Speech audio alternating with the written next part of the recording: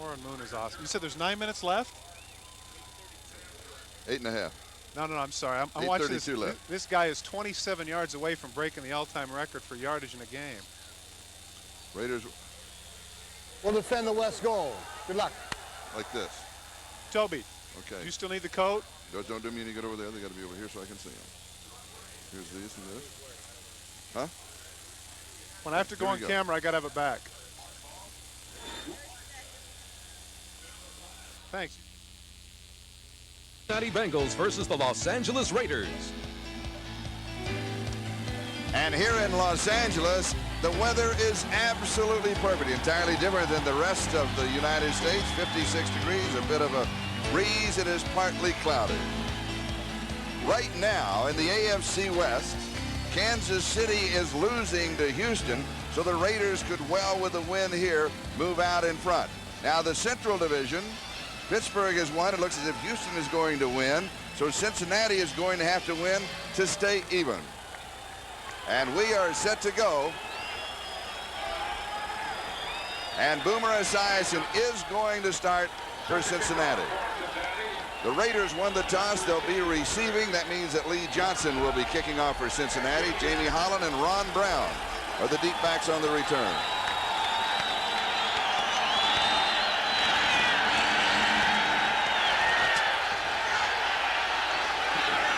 And here is the speedster Ron Brown at the 7. And he goes down at the 10-yard line. We'll take a look at the offensive set for the Raiders. Their offensive line come out, and Tim Brown will come in.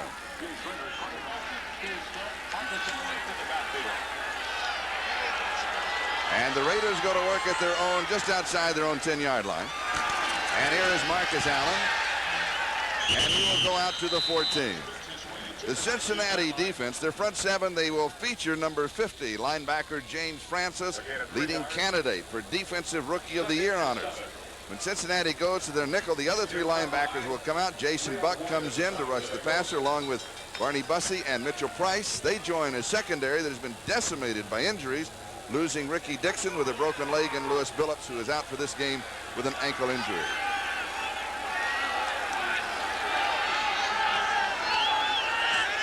Second down and 7, and Schrader to throw. Drops it off over the middle. It is incomplete. Good defensive play by David Fulcher. Allen, the intended receiver. Well, I thought that was a little bit of a catchable ball. Jay Schrader made his decision right away that he was going to go to Marcus in a more conservative mode. Marcus Allen not that effective this year in catching the ball, but Jay Schrader had made his mind up way too soon.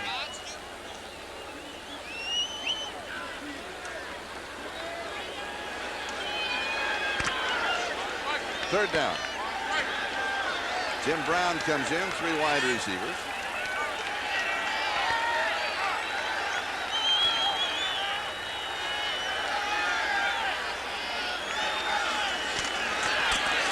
Marcus stays in the block. Tipped, it is incomplete, and Skip McClendon got a hand on it. Fernandez possibly the intended receiver. It'll be 4th down. Good job of deflecting the pass. So Jeff Gossett will be kicking. Mitchell Price, the rookie from Tulane, is the return man. And he takes it at the 43. And he will return it to the 47-yard line. Vance Mueller was down to make the tackle. 39 yards in the kick, 5 yards on the return, and the Cincinnati offense comes onto the field. What we will be seeing, so stay loose when you cover Cincinnati. And as you notice, he is there, Boomer Esiason. And he gives off to James Brooks, and there's nothing there. It'll be 2nd down and 10. The other thing you might have noted from Cincinnati's standpoint is that Eric Ball starting for Ickey Woods. Ickey bothered by some rib injuries. Greg Townsend with the tackle. Sam White's the head coach of Cincinnati. Ricky Ellison was excited to make that play. You could see how animated he was. Charlie, a lot of the reason for that is last week on the Monday night game against the Detroit Lions against the run and shoot, Ricky Ellison, the middle linebacker, played all of 3 plays. So he's got a lot of energy. He ain't tired. 2nd down. And here is Brooks. back to the line of scrimmage. Lionel Washington. It'll be 3rd down and 10. Raiders defense, their front 7 led by number 93, Greg Townsend. He's having a Pro Bowl season. Every week he makes something happen. When the Raiders go to their nickel package, Bob Golick and 2 linebackers will come out. Aaron Wallace comes in as a down lineman along with Torrin Dorn and Gary Lewis, who join a secondary that is markedly different from the Raiders in the past. They're playing a lot of zone defense rather than strictly man-to-man. And Charlie, I think that's one of the reasons why they want to go to the hurry up. They want to force them to not get 6 defensive backs in there to play their wide receivers man for man. Boomer play action, 1st down as he goes to the tight end Rodney Holman. A gain of 14. Mike Harden with the tackle. Rodney Holman is probably the best tight end in the there for the 1st down. Pro Bowler the last 2 seasons. And there you get a chance to see his numbers. Not overwhelming, but as Sam Weiss says, we need to get him the ball more. In this set, Eric Ball is the remaining back. Brooks comes out as a wide receiver. He is in the slot on the left side.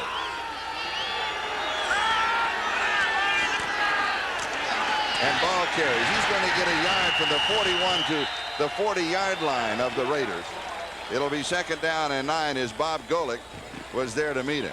One of the things that Cincinnati is experimenting with is they go to the different fronts. You'll notice that when they stretched Rodney Holman out into a wide receiver situation, they had him man for man on a linebacker. And I think that Sam Weiss, just be as paying attention, is going to take advantage of that maybe later on, because a linebacker man for man, Rodney Holman, is definitely a mismatch in favor of the Bengals.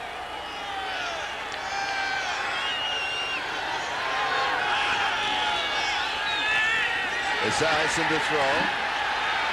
Rolls. Throws back. Into coverage. It is caught.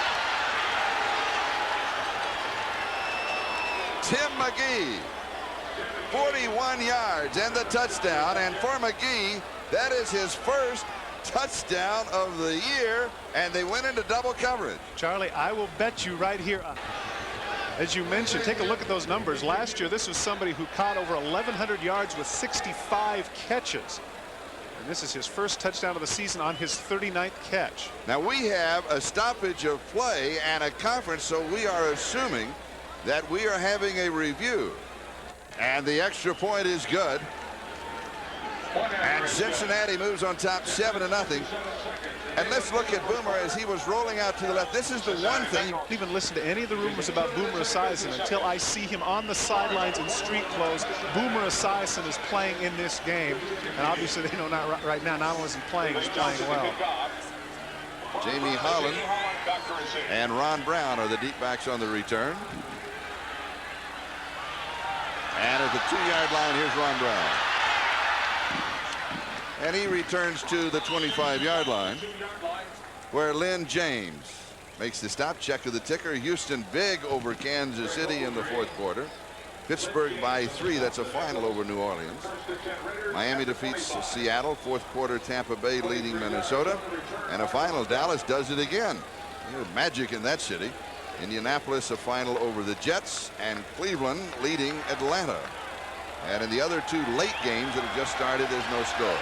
Here, Cincinnati 7 and the Raiders nothing.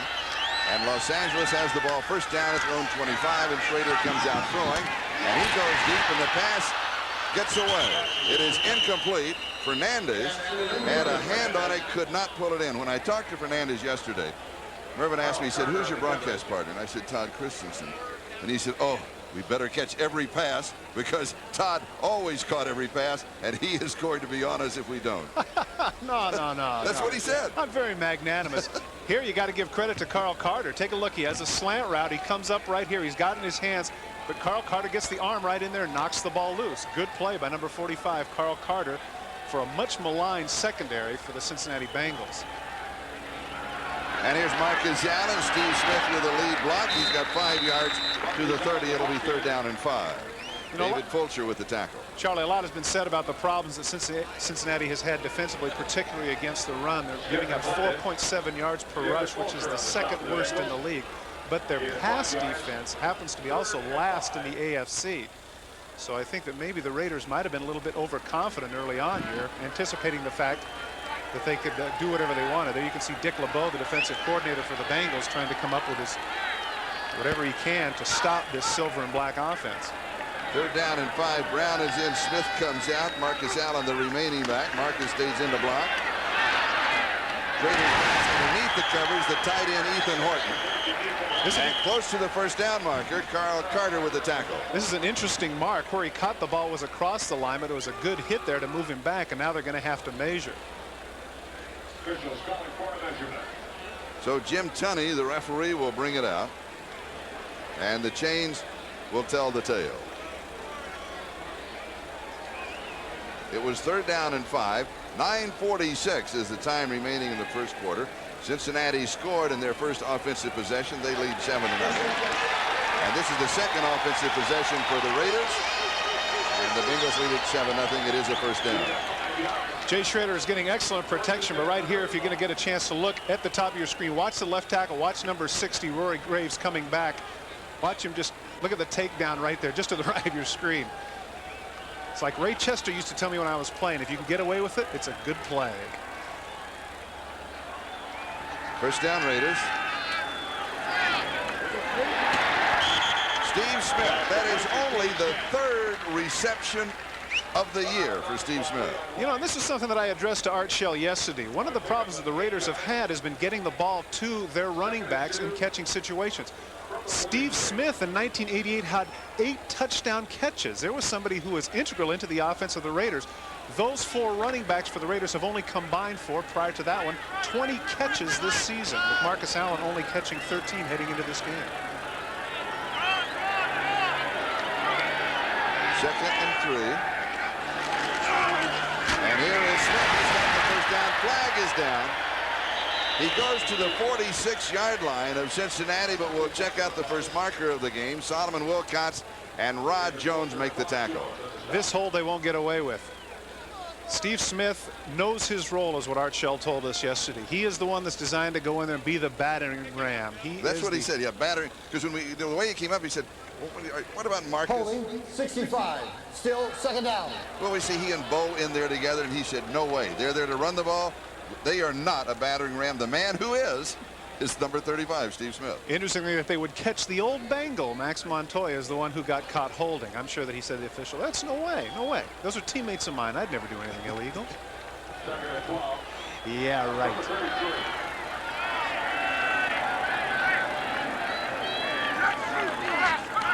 And here's Marcus, just across the 40 to the 41-yard line.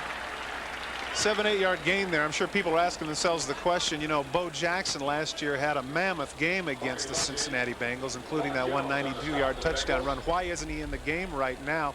Art Shell told us that he does it by feel. He says there's nothing scientific about it. He says that if I feel good about the way one guy is going or another guy is going, I'll go with him regardless, because I know that puts the pressure on the defense, because whoever is back there is guaranteed to have fresh legs.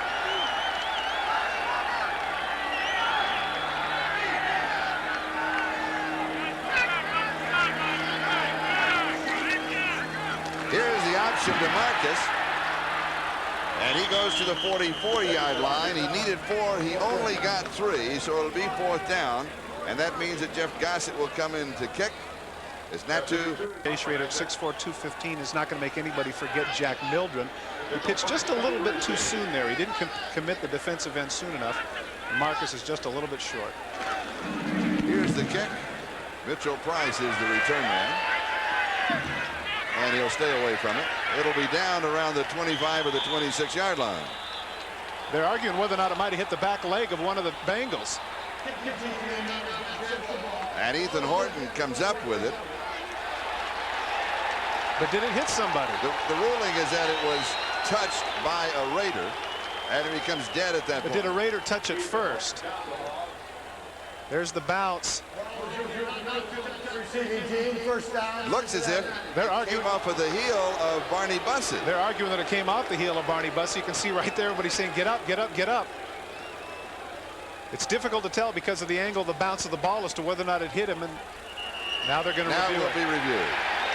Now realize on the review that they see only what you have seen at home.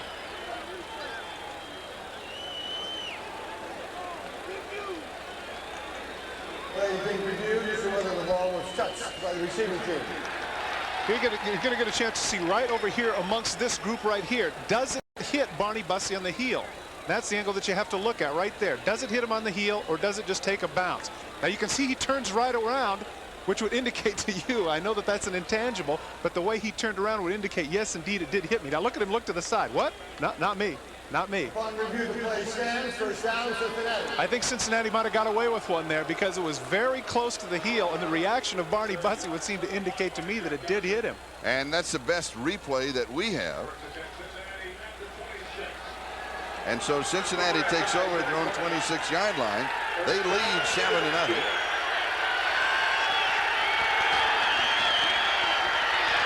And Eric Ball is the ball carrier. And he's going to have a yard, maybe 2 on the play, and that's going to be just about it, as Jerry Robinson comes in to make the tackle.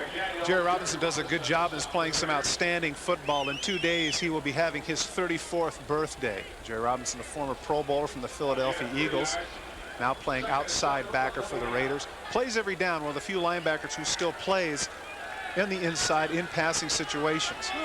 But I should mention here with regards to Jerry Robinson, you notice he's having to come out and man for man when they flex out either James Brooks or Rodney Holman, and I'm surprised that the Bengals have not taken advantage of that. Play action to Harold Green, and the pass is dropped by Jim Riggs. It'll be 3rd down and 7. Standard fake count. Sin has just been pick and choose. 3rd and 7.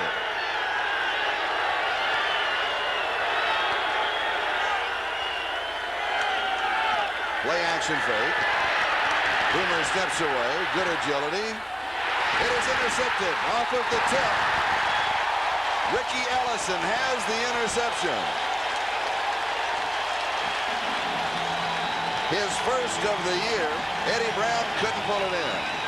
Well, that really wasn't Eddie Brown's fault. Boomer Esiason does a good job of getting away from the pressure, but in rolling to his right and throwing back across his body left-handed, he throws it behind Eddie Brown. Eddie Brown trying to reach back and make a great catch. Watch what happens here as he cushions the ball and it goes straight up in the air, and it's an easy interception there for Ricky Ellison. And Bo Jackson is in the ball game.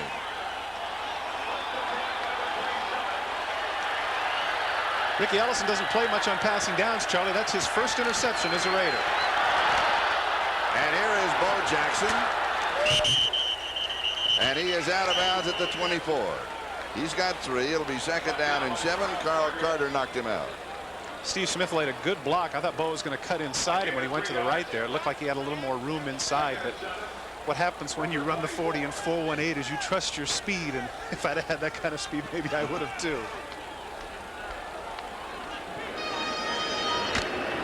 And that average 5.5 yards leads the NFL.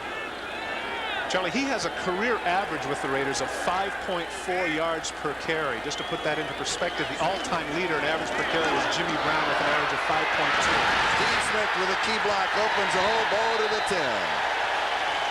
14 yards, 1st down. David Fulcher and Solomon Wilcox with the tackle. Charlie, one of the few people in the National Football League that I genuinely believe fans come to see as opposed to their teams is Bo Jackson. Look at the excitement he generates. He cuts into the secondary with that speed, runs through arm tackles, got away with them there as David Fulcher jerked on his face mask, and the official missed it. It is a 1st down right at the 10-yard line. And ball goes to the 6-yard line. It'll be 2nd down. Charlie Crumry with the tackle. Charlie, what I meant by that point is that, you know, in the other sports, in baseball and basketball, a lot of times you go to see individuals. You go to see a Michael Jordan dunk, or you go to see a Jose Canseco hit a home run or strike out. A lot of times in football, I think the support of the fans comes for the group, for the team. I root for the home team. I'm a Charger fan, I'm a Raider fan, I'm a Bengal fan. Bo Jackson, with his great ability in both sports, has actually superseded that. I genuinely believe that he is one of the few, if the only man in the National Football League that people genuinely pay to see. And here he is again.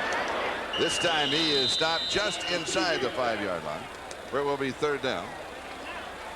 Well, that was Steve Smith. Well, in that I'm situation. sorry, that was Steve Smith, number 35. Well, that's what happens. I was expecting Bo. Bo distraction, doesn't he?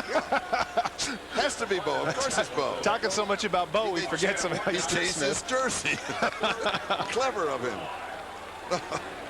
And you know what's tough on Steve Smith? We mentioned earlier his role as as somewhat of a spear carrier, the guy that punches it in. He is a very good runner and he is a very good pass receiver, but he never gets the chance because of the greatness of both Allen and Jackson. And now Marcus Allen is back in. Tim Brown is in motion. Schrader to throw. One side pass is complete to Brown. Touchdown.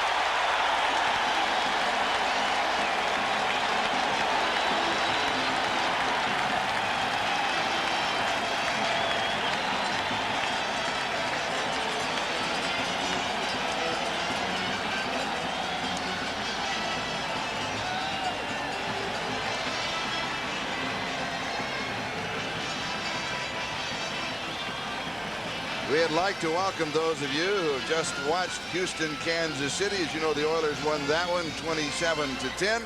And here, Tim Brown just accepted a touchdown pass from Jay Schrader of 5 yards. Here is the extra point, and this ball game is tied at 7. We'll go back and take a look at the touchdown. Well, this is 2 weeks in a row now for Tim Brown. Tim Brown is just going to cut across your screen on a crossing pattern right there. He runs the out, and Solomon Wilcox isn't able to keep up with him. Wilcox is a safety, got caught there by Tim Brown. Christensen, 3:54 the time remaining in the first quarter. We are tied here at 7, and for Tim Brown, you just saw him score only the second touchdown of the season. Rice and Jennings are the deep backs on the return. And here is Stanford Jennings outside the 20, hit at the 23, comes clear to the 25 and brought down at the 26-yard line by Dan Lamb. We've got a timeout and we are tied. Cincinnati 7 and the Raiders 7.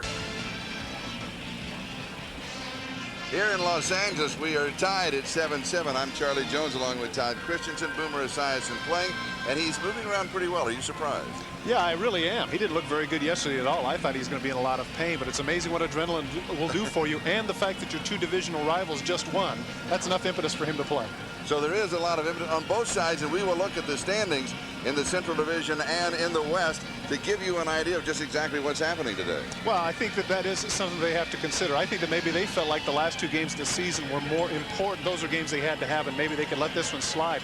I don't think so anymore because of the fact that I think that they didn't expect Houston to beat Kansas City, and I'm not sure they expected Pittsburgh to win in New Orleans. And here is the Central Division. This is updated with Houston and Pittsburgh both winning, so Cincinnati right now have a record of 7-6.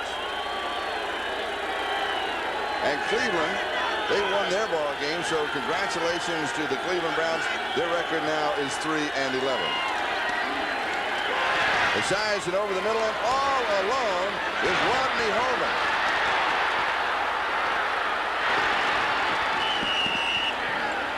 And Holman out of bounds at the 31-yard line of the Raiders. Game. I guess Sam Weiss wasn't kidding. He said he was going to use him more, and that's exactly what's happened here. Two big catches here in the first quarter. And James Brooks with a flag down. Brooks to the 26-yard line if the play stands up. Penalty flag in the play. Charlie, way against Cincinnati. When we went away for the commercial, Cincinnati was penalized 10 yards for an illegal block. 78, still first down. That is holding against Anthony Munoz. They were penalized. Yardage. First down and 20 at the 41-yard line.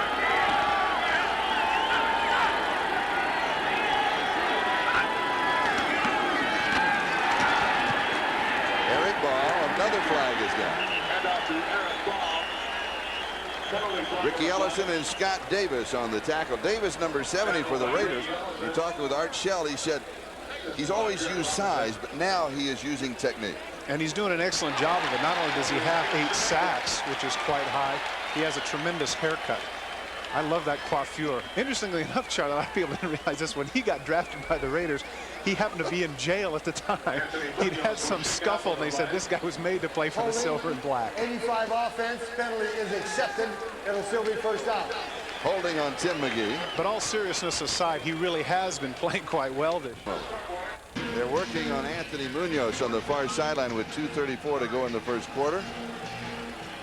And it's first down and 30 for Cincinnati. Back at their own 49-yard line.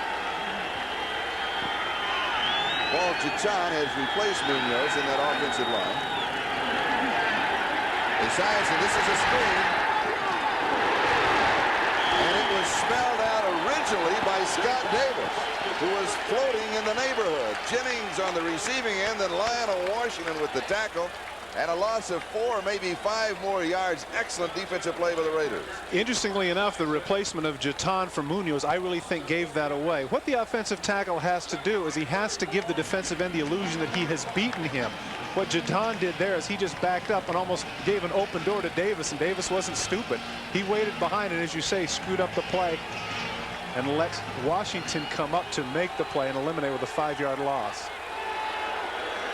Now here is a shot with Boomer. Boomer's a wide receiver. Are you kidding me? Receiver, a direct snap to James. And he goes to the 44-yard line of the Raiders. That's Lynn James, the rookie from Arizona State, taken in the 5th round of the draft. And when Sam Weiss told us yesterday, we have a wrinkle or 2. A wrinkle or 2. And that is wrinkle 1. I'm sure there's wrinkle 2 still waiting on it. Now, when he gives a finger like it, swings around, same personnel. No changes in personnel. Well, everybody had to assume that they were going to go somewhere out here to the right. Look at Scott Davis. He's uncertain. Where are they going? They thought James might throw, and all of a sudden he uses that great speed and cuts up for a big gainer. Man, they're anything but dull, this Cincinnati bunch. That's great. At the Los Angeles 44-yard line.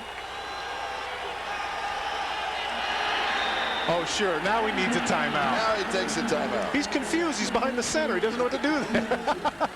Not to get out in your 2-point stance as a wide receiver. But look at Torrendon. He turns and starts to run. He thinks that Boomer's going to beat him deep. Doggone it, Charlie. I would think of the guy wearing number 46 would know better than that they're not going to throw to number 7 out there. Oh, and when they look at the tapes on Monday, I had him covered. That's right. Covered. Of course, on the other side in Cincinnati, Boomer's going to say, I had him beat. 3rd and 23. Boomer in the shotgun. Still no signs of that groin pull. He has been moving around. And he's going to be sacked for the first time. Aaron Wallace got it. His 7th sack of the year for the rookie from Texas A&M. Charlie, he went right over Ken Moyer, the replacement for Anthony Munoz. Take a look right here. You're going to get a chance to see that's Moyer, the replacement, and here's Wallace, and he's just going to come upfield with a rip move and get outside of him. You just cannot replace a 9-time Pro Bowler like Anthony Munoz. Look at Wallace, just too fast for Moyer, almost strips the ball, gets Boomer for the sack. And Lee Johnson will be kicking, and Tim Brown is the return man. At the 15 to the 20. Couple of nice moves at the 25. Returns to around the 27 or the 28-yard line. 36 yards on the kick, 14 yards on the return. Let's check out the 10-minute. Here we are tied at 7-7 with only 12 seconds left to go in the first quarter. Charlie, a quick note in that Houston game. Warren Moon threw for over 500 yards. The fake to Bo Jackson and the reverse to Fernandez. And all that will really do is run out the clock here in the first quarter. That is the end of the first period. And the score is Cincinnati 7 and the Raiders 7. This is Charlie Jones along with Todd Christensen. Sundretz Coliseum in Los Angeles. Absolutely a gorgeous day. The statistics in the first quarter. Well, the significant statistic there is the Bengals passing. And, of course, half of that is on that big play to Tim McGee. 40 yards rushing for the Raiders bodes well because they want to get Bo going and Marcus as well. The turnover by the Bengals turned out to be consequential because that's the one they were able to punch in for the touchdown, the interception by Ricky Ellison.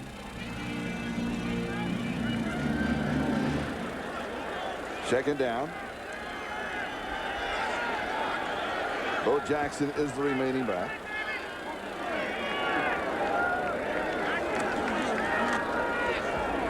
Raiders pass is incomplete. There was a misread, possibly by Willie Gall or by Bo, because nobody was where they were supposed to be. At least they were not where Schrader thought they were supposed to be. Well, one of the things that Art Shell told us about Bo Jackson is he's having a hard time getting into the passing game. He doesn't understand things quite yet. Right there, he threw. Somebody had to be there because he threw it right between both Galt and Bo Jackson. And my guess is probably Bo that misread the coverage. Third down and 11. Schrader 3 of 7 for 18 yards. The touchdown to Tim Brown. Four-man rush. Schrader has protection, wants to go deep. Everybody is covered. He goes short to the right side, trying just to pick up the first down. It is incomplete. Hats have to go off to that secondary of the Cincinnati Bengals, Charlie. You're absolutely right. Jay Schrader had curious play calling there, too, I might add. You know, especially the way Bo was running there at the end of that last drive. You'd have thought that they'd have kept going with that, but instead they went with the reverse and 2 passes. And Cincinnati has had a problem stopping the run. And Sam Weiss told us he figured that the Raiders were coming front running down their throat. So you're right. Strange. Kick is not that good. Takes a bingo bounce back to the Raider 49-yard line. A kick of only 22 yards. And so Cincinnati with excellent field position when we come back. Cincinnati fans, Anthony Munoz is back in the ballgame. Schrader bundled up on the sideline for the Raiders. There is Munoz. When we talked with his former teammate Max Montoya, who is now, of course, with the Raiders, we asked you about going up against his. He said it's overrated going against your old team. He said, but I do miss Anthony. We were roommates on the road, and I would always, we had a ritual. I would leave a little bag of M&M peanuts on his bed at night in the hotel room. That explains why he's 285. Boomer, play action fake, sprints, is being chased by Howie Long. Throws this one. In reality was throwing it away, and James Brooks came down with it without a bound. What a terrific catch by James Brooks, even though it was out of. And on a team that has the history of the Essex Johnsons and the Pete Johnsons and the Paul Robinsons, you don't figure a guy 5'9", 180 would rush for over 1,200 yards, but that's exactly what James Brooks did last year. And here is Brooks breaking tackles as he goes to the 43-yard line. So it'll be 3rd down and 5. Ricky Ellison with the stop. A reminder.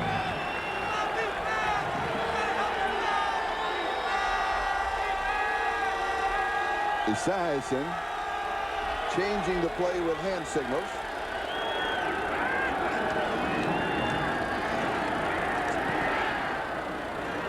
The pass is incomplete, and there is no flag as the intended receiver and the defender both went down, Lynn James and Torrin Dorn. It'll be 4th down. Big win for Houston today.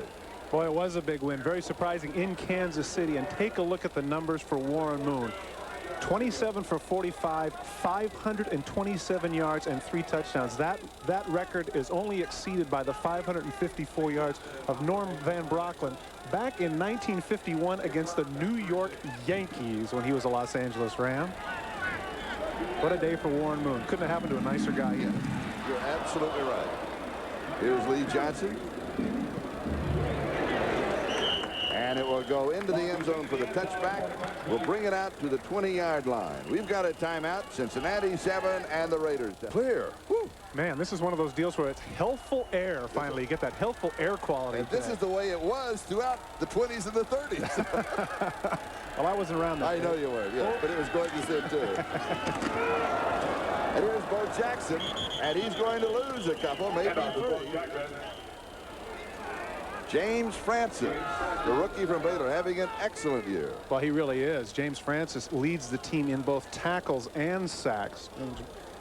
James Francis with 67 tackles and 8 sacks, and really the only rookie who's having a comparable season in the entire National Football League as a defenseman would be Mark Carrier, the free safety for the Chicago Bears, who's having an excellent season. But Francis has really helped that Cincinnati defense, which quite frankly has been beleaguered this season. No change in the other 2 games that are going on now. No change here. We're still tied at 7. 2nd down 13. 12.5 minutes. Time remaining in the first half. Little play action by Schrader. Has time. Good protection. And the pass is complete to Fernandez down the sideline and out of bounds at the 49-yard line. Well, sooner or later, the pressure was going to be just a little bit too much for that secondary of the Bengals. Jay Schrader just gets way too much time here, and Mervin Fernandez actually breaks his route off. He's running kind of an in route, and then he jogs to the outside when he sees that Schrader is wide open. and continues to have the time that he has. Take a look at this. 1001, 1002, 1003, 1004. Fernandez is able to get to the outside, break his pattern off, and have a little bit of a gap, enable him to get 32 yards on the play. Fernandez yesterday, right before practice, was working out with the tennis ball. They were throwing tennis ball back to each other. He said it's good for eye-hand coordination. You know what? When I was a kid, I read that when Henry Aaron was hitting all those home runs, they asked him one of the reasons, and he said it was because he squeezed tennis balls. So I figured it was good enough for Henry Aaron, it was good enough for me, and now it's good enough for Mervin Fernandez. And it's good enough for Marcus Allen to carry here to the 45-yard line of Cincinnati. You never get in shape to play a full game. So if Bo gets hurt or if I get hurt, and either one of us has to play a full game because we alternate in practice also, we're not in that kind of a shape. And Steve Smith, who's getting a workout today. Well, it's the difference, Charlie, between quantity and quality years. I think that if you were to ask Marcus Allen, would you like to play 13 years and play this way, or say play only 11 years and play the way you played the last 5 years, he'd say, I'll take the latter any day. He loves to get his hands on that football. And having been a teammate of Marcus Allen's, I know that this is one of those people that's in shape. He does not get tired, even though he is now on the north side of 30. And in addition, one of the nice men of the world. He is special. Oh, he's nice to you, sure. Good. But nobody's nice to you. You've got a point.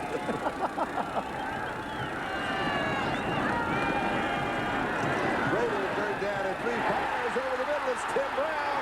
And Brown is going to score his second touchdown of the game from 44 yards away.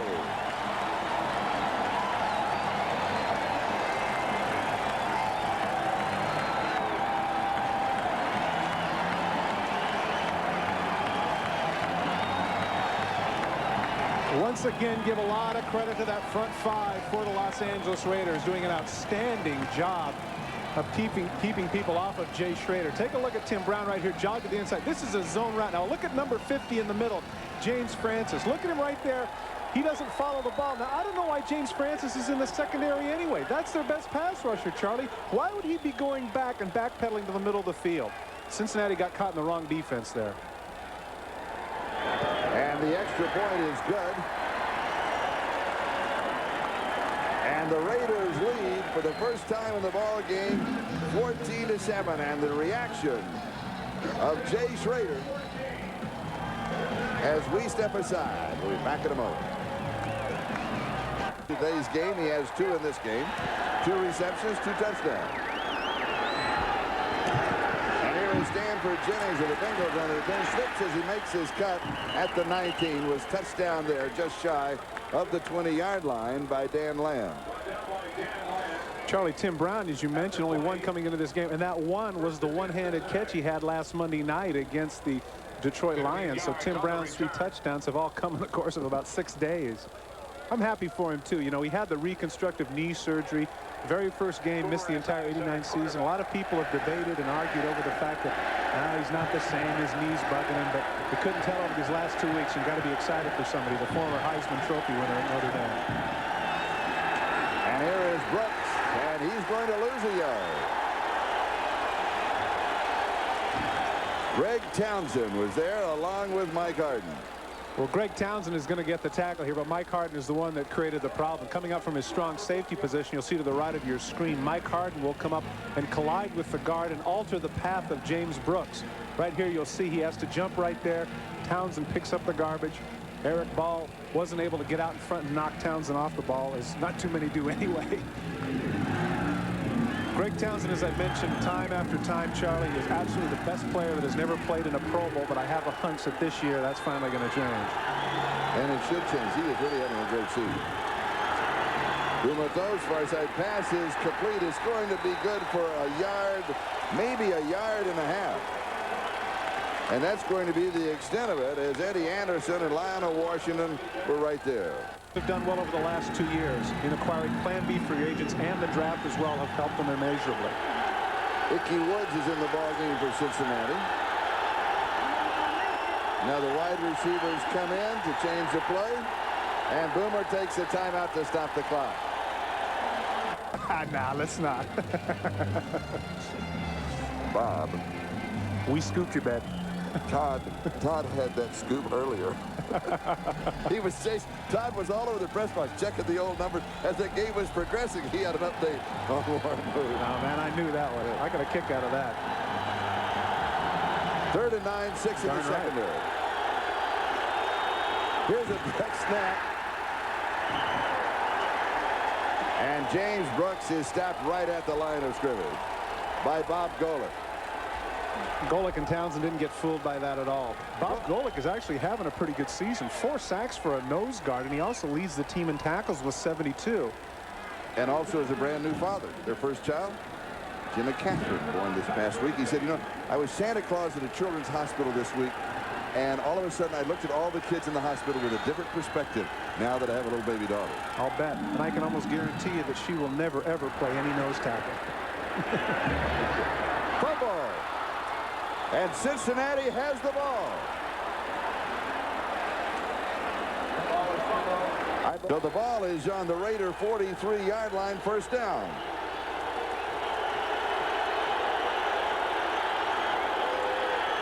Play action fake. Boomer throws. It is high. It is incomplete.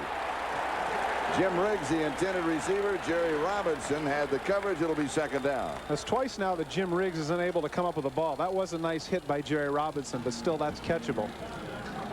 Practice told us yesterday when they worked out here, said, this is my team. I will start. We've got a long way to go. Here's Brooks on the handoff, and he goes out of bounds. How has Boomer looked to you as far as agility is concerned? He looks fine to me. I tell you, you know, there's a lot to be said for those endorphins when they kick in. 3rd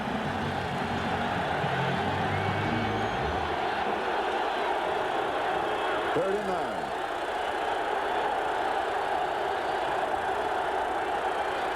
And long jumps. He's pointing. He is pointing at Boomer. False start. False start. Number 7. It may be the head bob. That's really a borderline call, but they called it.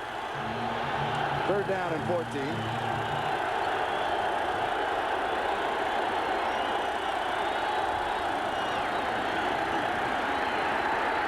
Boomer has room for the first down. He's got it, and he goes out of. Now he's limping. Now you can see. Now you can see it bother him for the first time visually as he picks up the first down. Well, you know, and that's strange, too, because, you know, the groin injury, the problem there on that 21-yard gain is inevitably it's your cutting. Placed him here in this series. Oh, look at that. Boy, oh, boy. Play action fake. And then a keeper on a quarterback draw to the 24-yard line.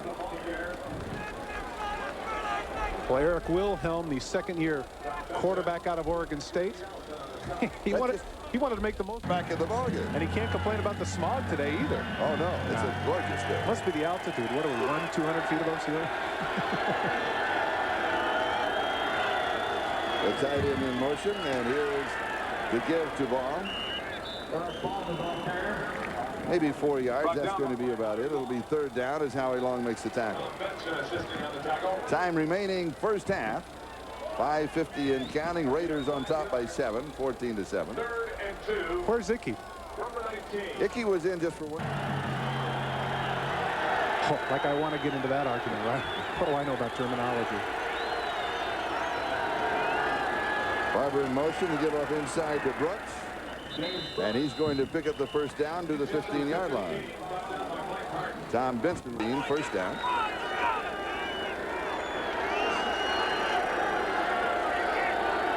Cincinnati will take a lot of time. They are using the clock right now. They use it from the kickoff of the ballgame. They want to take plays away from the Raiders.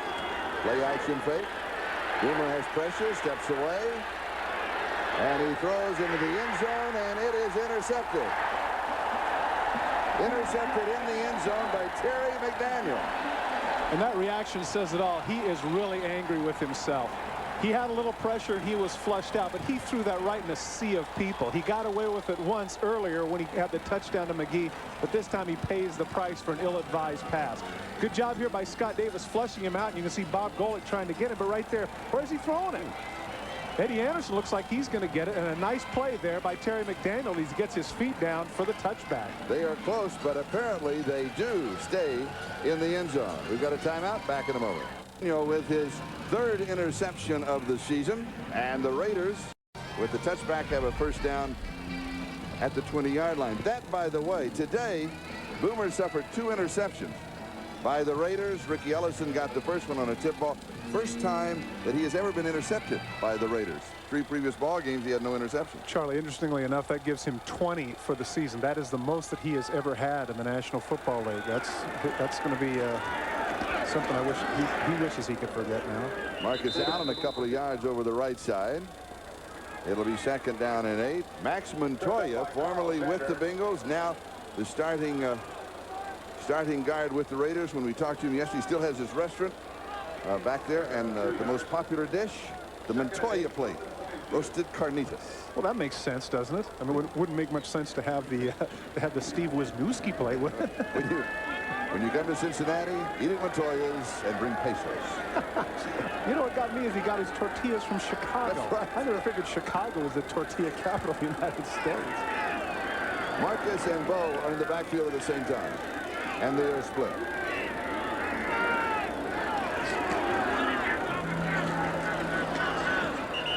Marcus, the ball carrier. Was Bo the lead blocker? Well, how did he do? Not too good. That's not his strong suit. As Art Shell says, they want these guys to run, not block, and Bo shows why he should be running, not blocking. And this will give you an opportunity to check up on all the final scores in the early ball. I was going to say, Charlie, that Miami victory now makes that game that much bigger come Buffalo this weekend.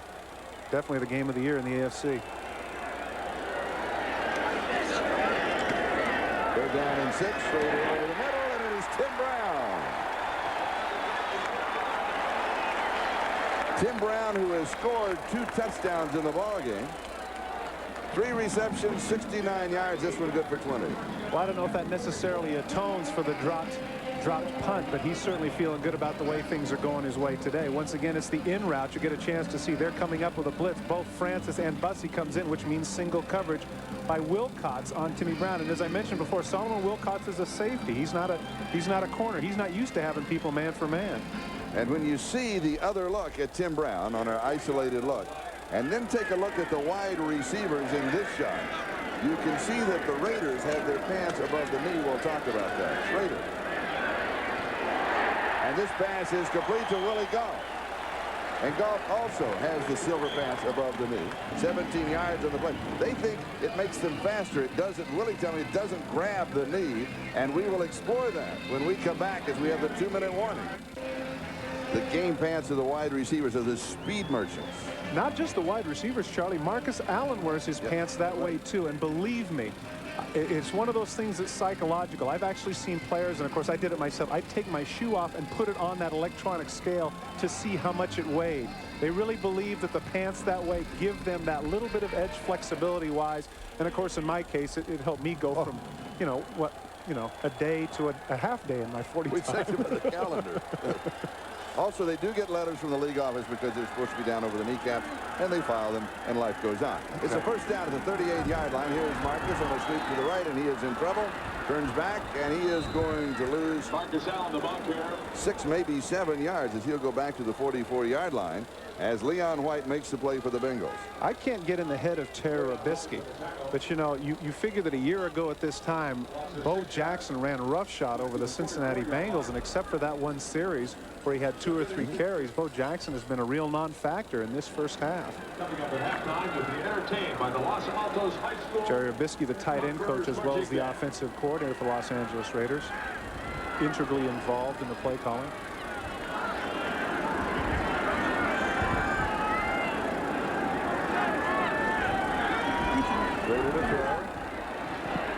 Pass is complete. A flag is down. Ethan Horton, the tight end, has it. He goes to the 20-yard line. This is going to be interesting. Either they're going to call defensive holding or they're going to call Ethan Horton for pushing off on Leon White. The call is against Cincinnati. The play went for 24 yards.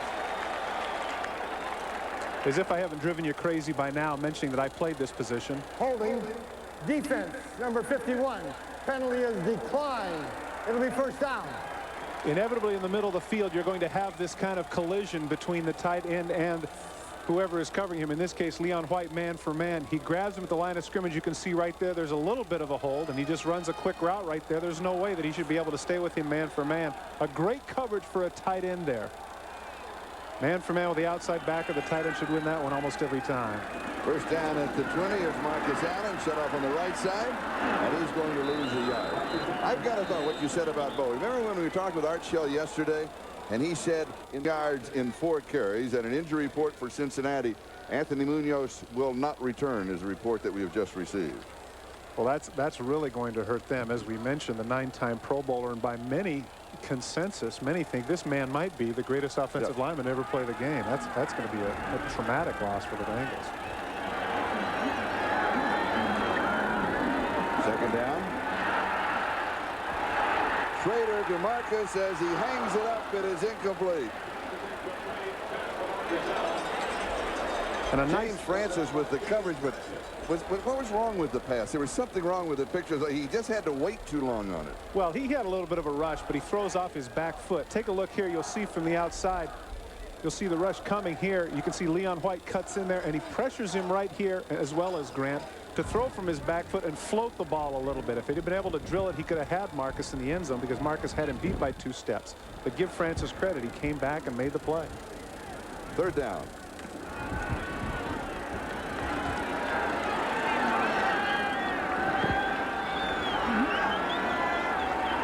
Three wide receivers. Schrader goes underneath the coverage and short of Horton. And attempt, he'll be kicking from the 29, an attempt of 39 yards. Well within his range of 50 yards.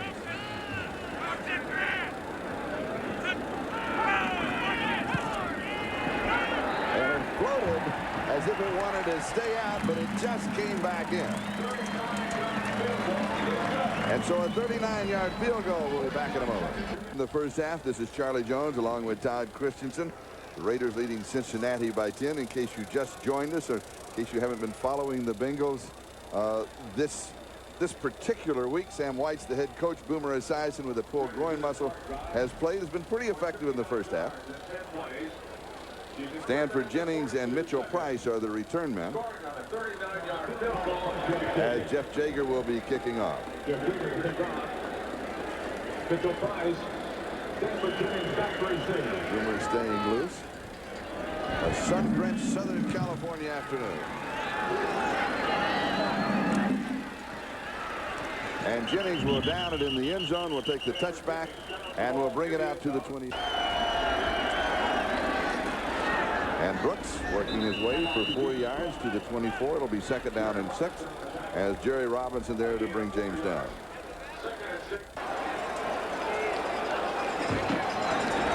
And here is Brooks. Finds a little bit of running room. He'll go out to the 30-yard line, which could well pick up the first down. But as he does, time will run out. Robinson again with the tackle. And it is halftime here in the Coliseum in Los Angeles. With the score, the Raiders 17 and Cincinnati. The numbers that aside, on the other side, you see Jay Schrader 8 for 15, 156 yards and 2 touchdowns to Tim Brown, having a very effective game passing the football. Stanford Jennings and Mitchell Price are the deep backs. Jeff Jager will be kicking off for the Raiders, and the second half is underway.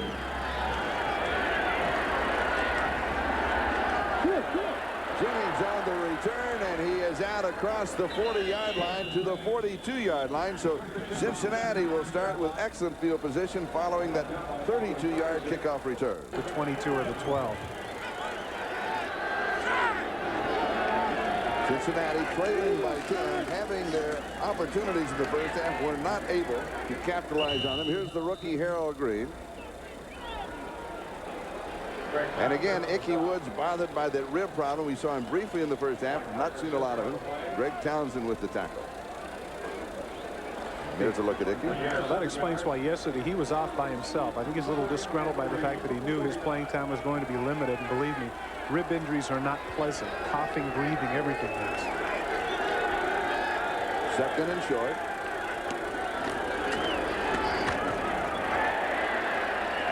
Green again gets a call. He'll be shy of the first down. It's going to be third down and just about one. And here's James Brooks. Slips a tackle at the 50. He's to the 49 and is going to come up short of the first down. Good defensive play, particularly by Ricky Ellison. I don't understand that. You know, when you have a short yardage situation, why do you go misdirection and why do you go wide when that gives pursuit? I think they are too. Yes. I got one. Hey, link to the football in a little more. But they're going to go for it. You can see right there, Sam Weiss says we feel like we have to. One of the points he made to us yesterday is he says the speed factor and the size factor is not in our favor. So if we're to win, we have to take some chances and be a little bit deceptive. And part of taking chances is right here, 4-down territory inside their 50-yard line. He said a complete speed mismatch. And the Raiders do have a lot of speed. We'll point that out to you in a moment.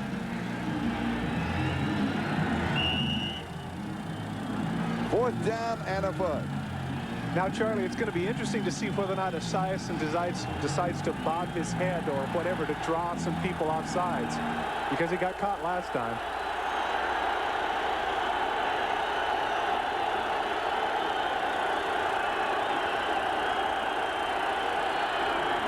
Esiason, a quarterback sneak, and this also is going to be close. He was a trainer's delight. You always played hurt. You never complained about that. Well, of course, that's part of the old axiom, right? No brain, no pain. Interesting. George also said that. Oh, sure. Now you have to mention it. Oh, yeah. Well, why not? First down, Cincinnati. Play action fake. Incomplete. Just off of the fingertips. Eddie Anderson was there in plenty of time to make the play, and he guesses wrong. Tim McGee. I was talking with Eddie Anderson yesterday about the fact that, you know, he wants to elevate himself. He wants to be in that Ronnie Lott, Joey Browner category. Look at that right there. A safety cannot wait. He has to attack the ball. He doesn't get the luxury of sitting there like the receiver waiting for the ball to come to him, because right there McGee actually cuts in front of him, and if he can hold on, there's no free safety left. He's going to go the distance. And both Eddie Brown and Tim McGee, when he talks, they like the Coliseum. They like this grass. It's going to prolong your career, although I have noticed today there have been a few people slipping. Second and 10. Brooks is in motion. He becomes the lead blocker as Eric Barr carries, and he goes to the 45. Has 3. It'll be third down and 7 as we check the Hurts match going on. Eddie Brown and Terry McDaniel are getting into it. Really, Eddie Brown has been kind of silent today. Going into this game, he was the leading receiver for the Cincinnati Bengals. So now we settle back down. Cincinnati, they wanted to get a playoff. They wanted to run while the Raiders were making a couple of substitutions. Go with the same personnel. Settle down. Now it's interesting. Boomer just counted the defensive backs and looked over to Sam Weiss and counted and looked, and he held up 5 fingers. But in reality, there are 6. That's right. Third down and 7. 6 DBs. Boomer 5 of 12. Only 1 of his last 6.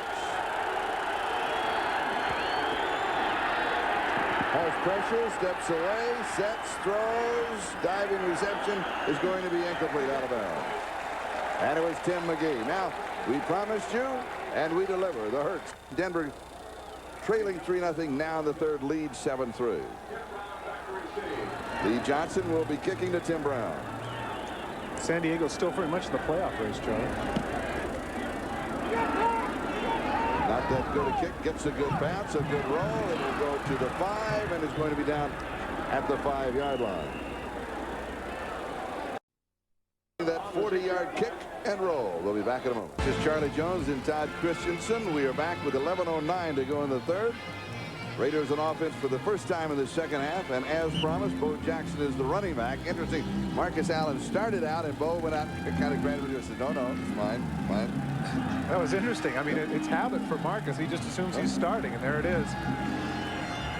In the exact same position where he went the distance last time for 92 yards.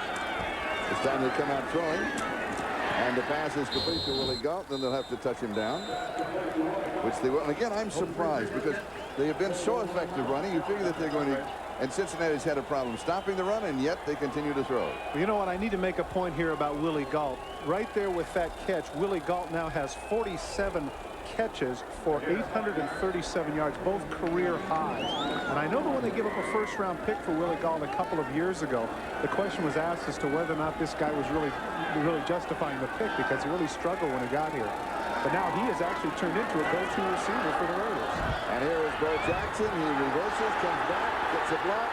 Schrader lays a block, misses his man. Bo Jackson breaks clean at the 30. He's to the 50. He's to the 30. He's to the 20. And he slides. No, they're going to mark it down. Just shy. Just shy. And he was caught. And I think even Bo is surprised.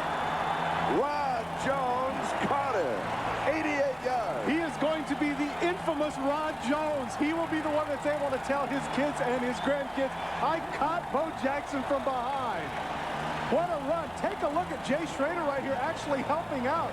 Jay Schrader throws a little bit of a block right there on Jones. Now watch, Jones is in the trail position the entire way.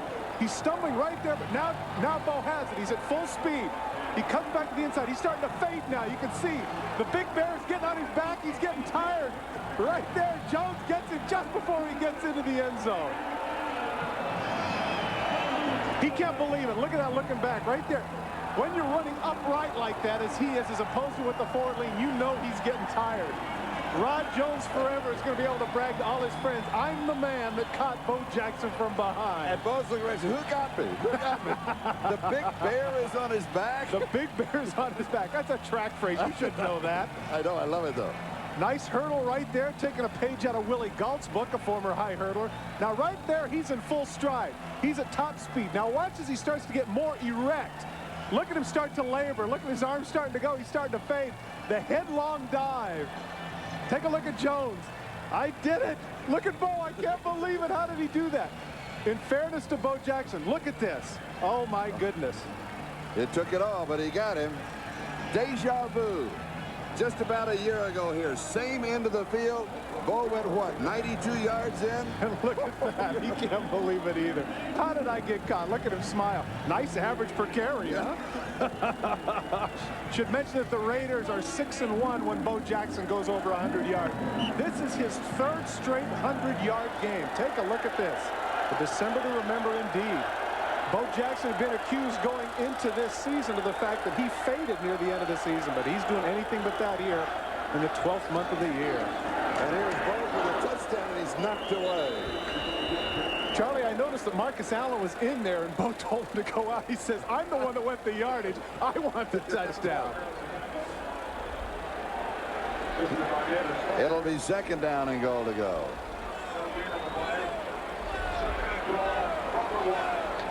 Now, did you say it was 88 yards? Yes. So if he had gone in for the touchdown, it still would not have been a 90-plus run for his third in his career. Oh, okay. So he's going to have to settle for the fact that it's only an 88-yarder. Game's not over. Okay.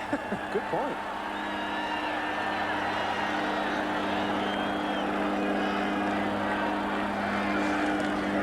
Play action fake. Schrader throws it. It was there to Ethan Horton. I think Schrader could have gone. As soon as it baked the ball, everybody went through. Hey, he's a quarterback. There's no way he wants to run in there. He wants to pad his touchdown pass stats. Of course he's going to go to Ethan Horton. Terrific fake.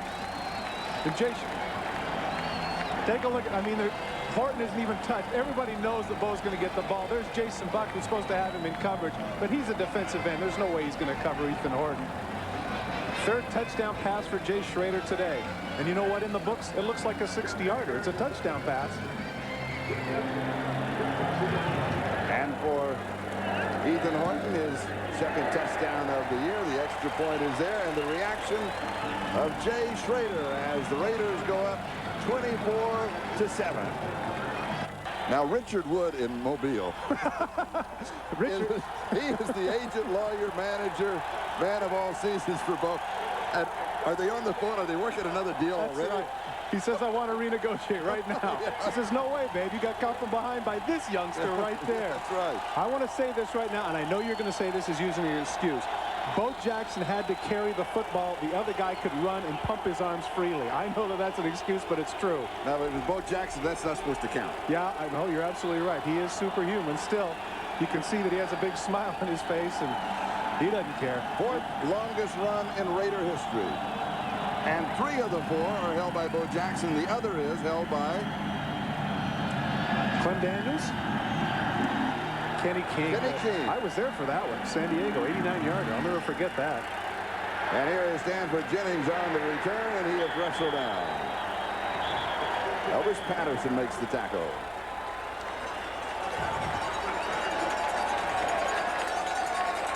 I'm going to take right here. You get a chance to see that Ethan Horton, over him is Jason Buck, who's normally a defensive end. He has to have him in coverage. But everybody right here is looking at this guy. And so when Bo Jackson goes in the play action phase, there's absolutely nobody off to the left. Nice little bootleg move here by Schrader. Ethan Horton completely alone. Easy money touchdown. And Charlie's right. Certainly he could have walked in, but don't tell me that those quarterbacks don't want those statistics. They do. Brooks to the 24, gain of 3. It'll be 2nd down and 7. Bob Golick with the tackle. About an hour before the ball game, I made a phone call to Paul Brown of the Cincinnati Bengals, and I know that his friends all across the country concerned this week when he had a leg problem with a blood clot. He's fine. Said the 48 hours were a little kind of dicey, but they dissolved the clot, and he's up and about and having fun. Has been to the office a few times. Out doing some Christmas shopping, some decorations today, and is watching the ball game. That's good. I'm glad to hear that. 82 years young. Oh, yes. And what a contribution this man has made to the National Football League. Pass far side is complete to Tim McGee, and he is bumped out of bounds by Terry McDaniel. Also talked to his wife, Mary. We'll see him a Merry Christmas, and we'll see him in La Jolla as soon as the season is over. Right now, then, let's check the Hertz 10-minute. And Jim Tunney, the referee. You read lips. Is he chewing gum or is he saying something? Something about his Domino's order. I don't know. And while we're working that, here is the Hertz current 10-minute ticker. Philadelphia by Denver now stepping away from San Diego. Saw Denver last week. And it is a 1st down.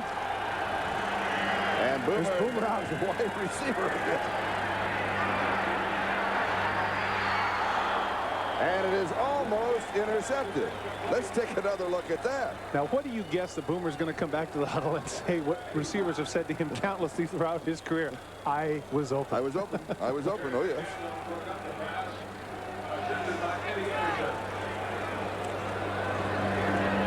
Boomer's to the far right of your screen. You see coming out again. I guess they're going to go with the option pass. But, of course, the cornerbacks aren't fooled. And look at this. This is what safeties and everybody dream of. Look at that pop-up. Both McDaniel and Anderson are thinking, boy, I'm going to get some cheap stats here, but they weren't able to come down with the interception. Lynn James, the rookie receiver from Arizona State, on the throwing end. Now Brooks moves over.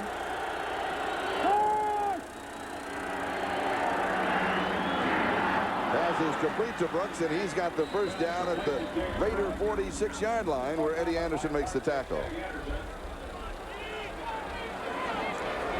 Earlier in the game, I had mentioned the fact that they were trying to isolate James Brooks on a linebacker, but there the Raiders were in a zone defense. And Brooks does a good job of finding the seam there in the middle. 21-yard gain.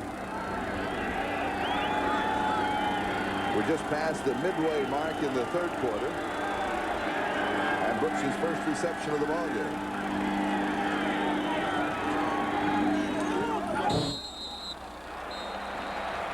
McGee comes down out of bounds, so it'll be 2nd down and 2. Perhaps. Back to you, Charlie. The whole world is anticipating the return of Rich Goins to Mother Earth. And right now it is Eric Ball, and he is returned to Mother Earth by Scott Davis. But something tells me that the novelty of what is occurring to Rich Goins, I think there are a lot of sadistic people out there going, go Chargers. I want to see that guy stay up there for an entire offseason. Michael Young with the reception. He had an excellent touchdown reception against Kansas, and he's become, in the last 3 weeks, the hot receiver for John Elway. Well, they've needed a lot of help there. They've had some injury factor, and I think that Elway needs some more go-to people. He hasn't had this year the guy that he can really count on consistently. 3rd and 9. Boomer over the head of James Brooks. Oh, I bet he wishes he had that one. Yes. James Brooks wide open in the flat. Plenty of running room. Now, one of the problems, let me quickly get this in. One of the problems that Boomer may be having when you look at the field. They're 5'9". He's not the ideal downfield receiver to see. Lee Johnson to kick. Tim Brown, the return man. Going to fake. Of course. They snapped it directly to Stanford Jennings, Charlie, and the Raiders absolutely were not fooled. Good job by special teams coach Steve Ortmeyer in preparing his team. What they are in is what is called a safe. Well, you can see the snap right there to Jennings in the middle, and look at that. Absolutely nobody is fooled. Good job there by both Wallace and Dan Land in stuffing the play, and Ricky Hundley and Patterson make the tackle. Raider ball when we be. Time remaining, and let's check the all-time receiver list for the Raiders as Marcus Allen was on the scoreboard for everybody to see. Marcus Allen has moved into 4th, just behind my broadcast partner Todd Christensen. Just behind, 59 catches. What's just behind? Well, I'm trying to help you all that I can. Hey, I'm just grateful they spelled the last name right, okay? That's all I care about. They spelled the name right. My mom's happy. Raider, it is incomplete. When we talked with Art Shell yesterday, he told us a basketball story about you. You were playing where up in Auburn, California in the off-season basketball game, and you scored 39 points and nobody knows it, and Shell is out there as the point guard? That's the ball handler? Absolutely the largest point guard I've ever seen. 6'5.5", and at that time, even though he would admit it 300 plus, he played at about 308, 310. Yeah, he was some kind of point guard. And let me tell you something. In my entire time ever playing basketball with him, I never saw a single person draw the charge. And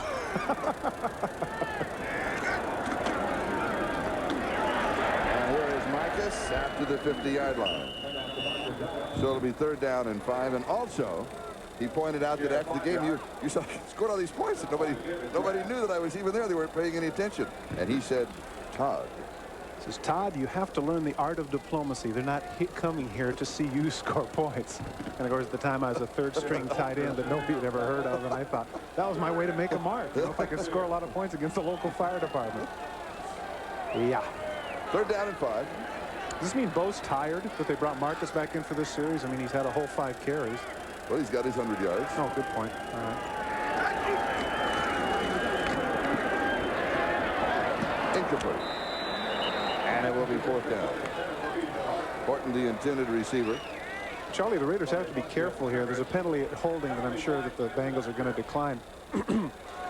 The Raiders have to be careful here that, you know, that they just don't take it for granted. Obviously, that was a play of desperation there for the Bengals to go for it on 4th down. But instead of taking advantage of the field position now, the Raiders quickly go 3 plays and out.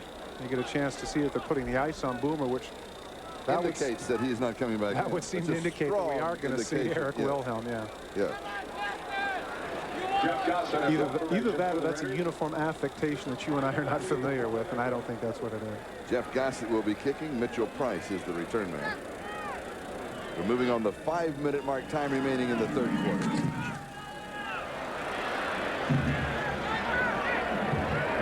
And it goes out of bounds around the 22 or the 23-yard line. 27 yards on the kick. When we come back, number 4, Eric Wilhelm will be the quarterback for the... The Raiders battle the Vikings.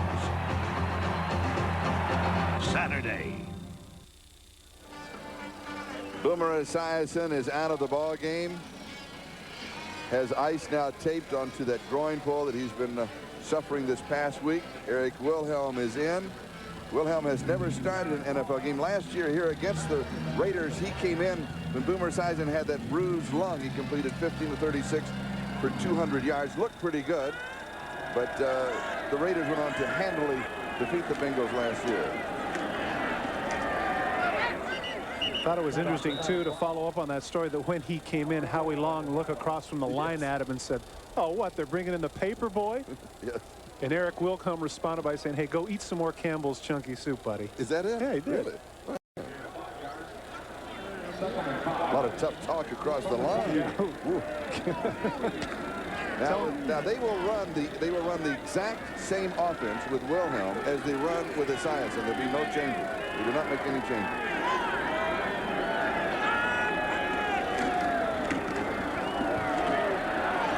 Eric ball, and he breaks clean for the 1st down. Crosses the 40 out to the 43-yard line. And now for an update, let's go to New York. Last year, actually about 13 months ago, November of 1989, same field, same two teams, only this time he never changed direction. He just turned the corner and blazed down the sidelines, 92 yards for a touchdown. Today, 88 yards, actually in many ways a better run, but no TD as they stopped him at the 1.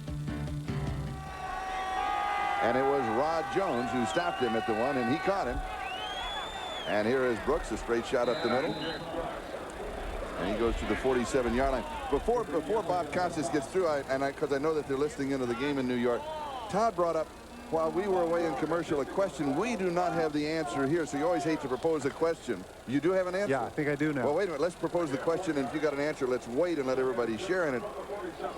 Numbers of players. What other quarterback in the National Football League has worn number 4? A quarterback that has worn number 4.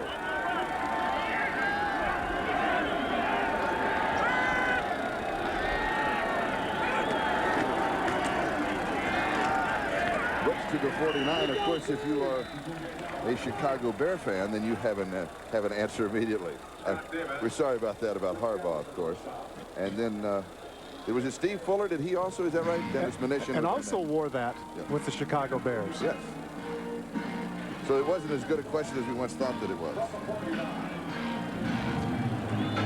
Steve Walsh For New Orleans? for New Orleans.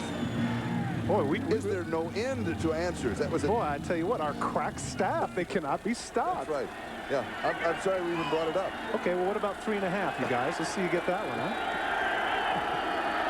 They're down.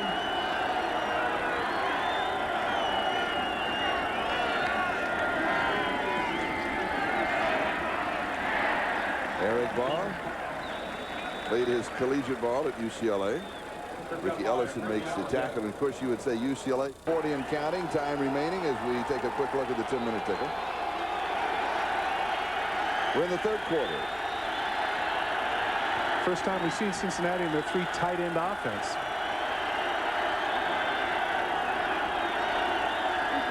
Play action fake. The pass is complete right at the first down. Good continuing effort by Eric Caddis. And he leaned for the first down. Nobody was with Eddie Brown when he went in motion. That could have been interesting if he'd have taken a chance up top. Eddie Brown went in motion, and they expected Eddie Anderson to come completely across the field and cover him. But Wilhelm went with a safe pass, and Harden actually makes an almost prevents him. But as you mentioned, Caddis with the big body stretches forward to get the first down for the Bengals. The ball at the Raider 46-yard line. 1 minute, time remaining in the third.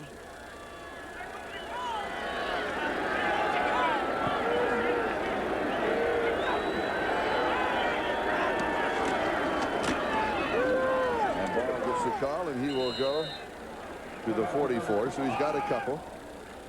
And it is 2nd down and 8 as Jerry Robinson is there to bring him down. I think this would be a good time for the Cincinnati Bengals to give Wilhelm some confidence here. Give him a chance to throw the ball. Once again, another injured player, Bruce Reimers, I believe it is, yep. down. They've been very unlucky with their offensive linemen today, haven't they? Really have. Bengal was injured on the play.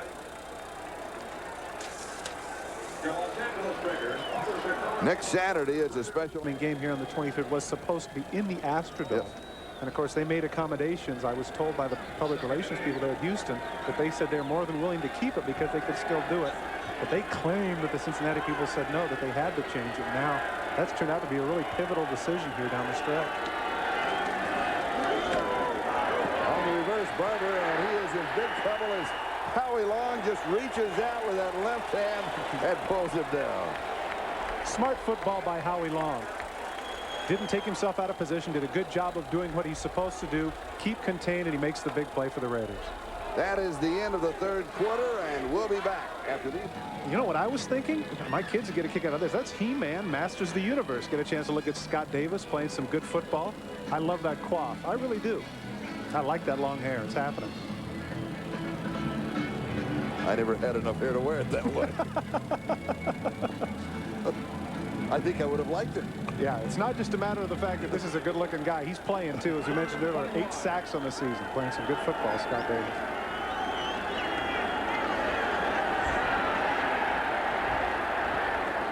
Wilhelm throws, passes complete to Lynn James. Tom Benson with the tackle at the 45-yard line. But it's not going to be enough, and it'll be 4th down. Once again, Howie Long in the backfield chasing down Eric Wilhelm, forcing him to throw short. He needed more yardage than that. Secondary, the Raiders doing a good job playing conservatively, not giving up the big play. Dennis Munition does it again in the 3rd quarter. Cincinnati had the ball for 11 minutes and 46 seconds, and the Raiders scored the only touchdown. Well, that 88-yard dash took how long? 10, 11 seconds? Johnson kicking to Tim Brown, and it will go into the end zone for the automatic touchback, and we'll bring it out to the 20-yard line. Raiders at the 20-yard line. Tonight on NBC. That's a fun show. Raiders go to work at their own 20-yard line. 24-7, and right now in the West it looks as if the Raiders will be on top with a 10-4 record. Kansas City will drop to a 9-5. Seattle to a 7-7. Right now San Diego is losing. They'll be 6-8. Denver will be 4-10. That's just a prognostication of what may happen after this game is over. And here is Bo Jackson to the outside, and he is brought down. Rod Jones, his nemesis again. Jones, I've got your number 34. You're Exactly mine. right. Boy, oh boy. Rod Jones got to say to himself, yeah, maybe we're behind, but boy, I'm going to have something to tell my kids and grandkids. Nice stiff arm there on Francis, cutting to the outside, and now Bo has to question his speed a little bit here. He's saying to himself, man, I don't think anybody could ever catch me. Now this Rod Jones character, man, he owns me. What's the deal? Well, it's all in the name. Oh, okay. Yeah, Rods are fast guys, all right. That's right. And it's 2nd down. And stepping and making contact was David Grant. I would definitely call this offense for the Los Angeles Raiders. Encroachment, 98, defense. Encroachment is moving across the neutral zone and making contact prior to the snap of the ball. And it'll be a 1st down. They're definitely in what I would call a running mode. Get a chance to look, you'll see definitely nobody moved there. Left tackle now replacing Rory Graves is Bruce Wilkerson, who was slated at the beginning of the season to be the starter at right tackle. But Steve Wright, the right tackle for the Los Angeles Raiders, has played so effectively, shutting out such people like Richard Dent and Bruce Smith, but they can't get him out. So now it's a chance to give Bruce Wilkerson some playing time, as well as now right guard Todd Heath, number 64. And here is Bo, a straight shot up the middle, and he is met by David Fulcher. David Fulcher on the tackle. Santa Claus is a Raider. Raider Claus, do you know him? Yeah, I do, as a matter of fact. The guy stiffed me last Christmas, too. Raider Claus. Well, you weren't a good little boy. I guess not. Hey. Rudolph, everybody is here. I tell you what, she does have a very shiny nose. Look at that. Football has been very, very good to me. 2nd and 6. 2nd down.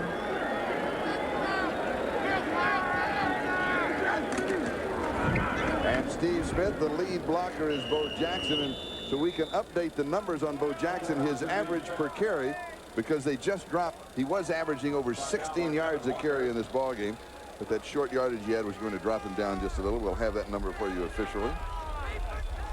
It's still an awesome number. There it is. Well, if you count the fact that in the Miami game, he had, I believe, 17 carries for 99 yards. You know, that's pretty close to a 100-yard game, but now that's 3 straight 100-yard games. 14.5 yards per carry. Yes. Wow. Certainly helps to have that one that went for 88, though, doesn't it? That does help the average. 3rd down and 3.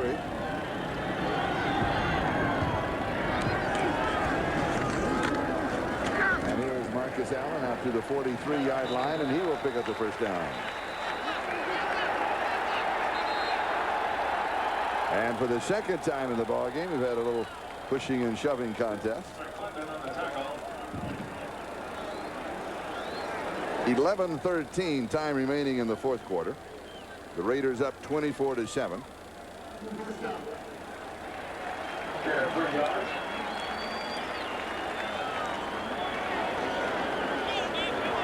And And I imagine the Raiders here will just work on the clock. Sometime after that 88-yard run and that fake punt which went awry, the energy of the game has dissipated somewhat. But give credit to the Raiders here in taking the time off the clock. Right here, they want to show how physical they are. They have their two tight ends set. They have their big people in. That's exactly what they're trying to do, is they're trying to run. You can see Jay Schrader right there looking at the play clock, letting it run down, trying to do whatever they can to take it off the clock right there. And again, he has that problem looking right into the sun. You can tell from the shadows. And here's Marcus Allen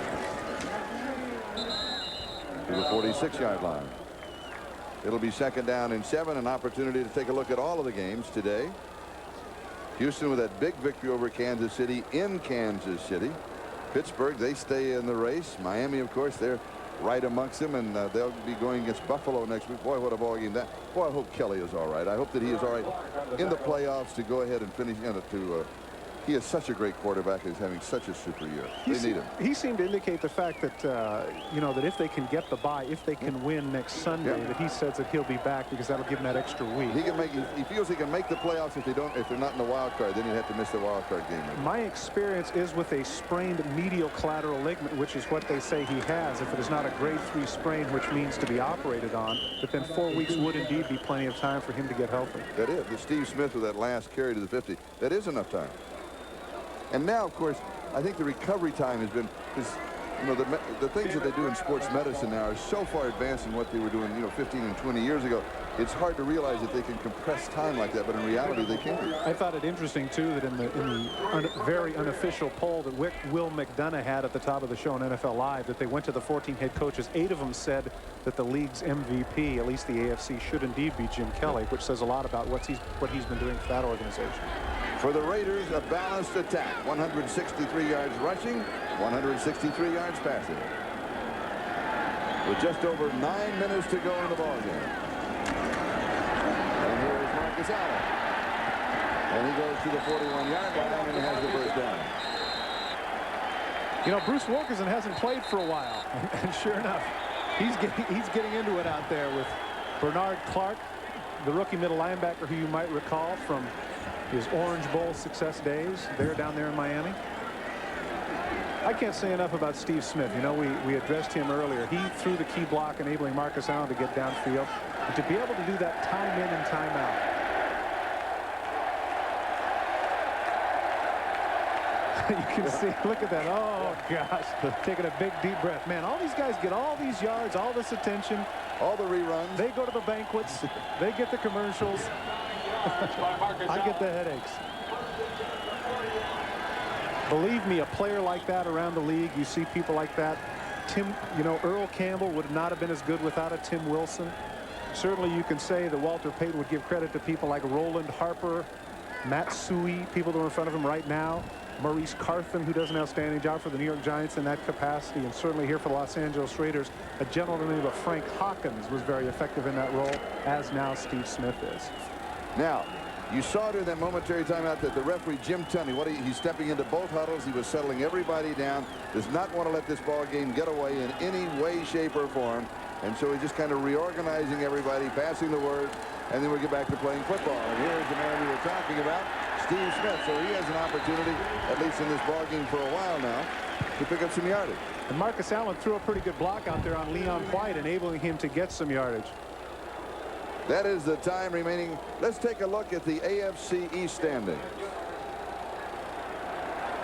And there they are, Buffalo 12-2, Miami 11-3, followed by Indianapolis Jets and New England. And of course, Buffalo and Miami, the big one, next weekend here on NBC. And it'll all start on Sunday with NFL Live at 12:30 Eastern time. But that's the big one. Miami, Houston, Cincinnati is also big. As we come down to the wire, a lot of really good ball games. And whistle sound, flags come down. Steve Smith is the ball carrier. Of course, we like to think that the Kansas City-San Diego game is very big, and it is. Ball start. Really is. 68 offense. It's still 2nd down. If San Diego can come back on Denver, and if somehow be 7-7, they would still be in the playoff hunt. And Kansas City still, they're going to be they will now be chasing the Raiders if Los Angeles goes on to win here. They definitely have a tough road to hoe. Have to win in San Diego, and then they end their season in Chicago. It's tough. Yes, it is. This is only the second penalty against Los Angeles. Steve Smith, by the way, rushing. Number 35 for the Raiders, 5 carries, 20 yards. You saw just earlier, you saw Marcus Allen screaming at the sidelines. It's very important here when you establish this kind of veteran leadership to not lose your composure in a situation like this where you feel like you have the game well in hand. Marcus Allen talked about what he calls the killer instinct. And he comes slipping down. And right now, let's go to NFL Live in New York. And Bob. And Denver played, I mentioned this earlier, against Kansas City. They really played well last week. Elway had a great ball game. And he's been taking so much abuse in Denver. Nice to see them finish on an up note the last few games and get their fans back. Well, one thing I'd have to say about the Broncos, first of all, they've been very unlucky, but they definitely have not quit. They've come to play every week, and they've been competitive. 5 yards. Delay of game called against the Raiders. They really have been. They have stayed in there. And that's hard to do when you have those long losing streaks, isn't it? Yeah, especially when you hit, say, the middle of November and you know you're out of it. It's tough to motivate yourself week in and week out. But give Dan Reeves credit. He has fielded a competitive team, albeit not as competent as it was last year when it made it to the Super Bowl. It'll be 3rd down. And around 13 or 14 to go for the first down.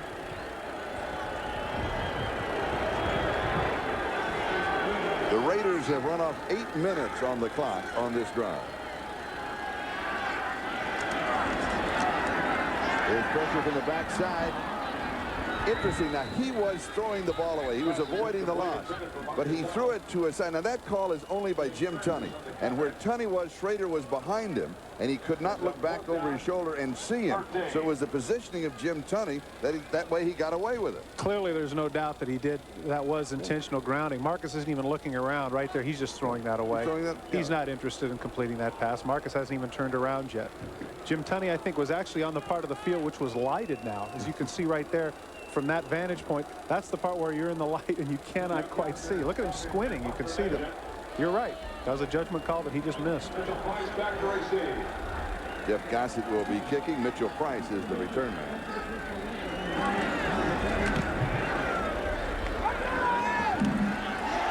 Drops it, picks it up, and is hit at the 2-yard line.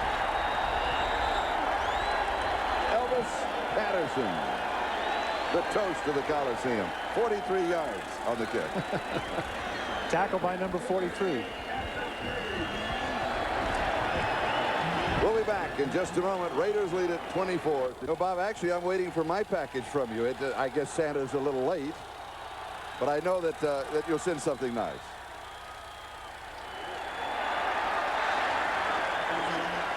Harold Green, the ball carrier, and he is stuffed by the defense of the Raiders.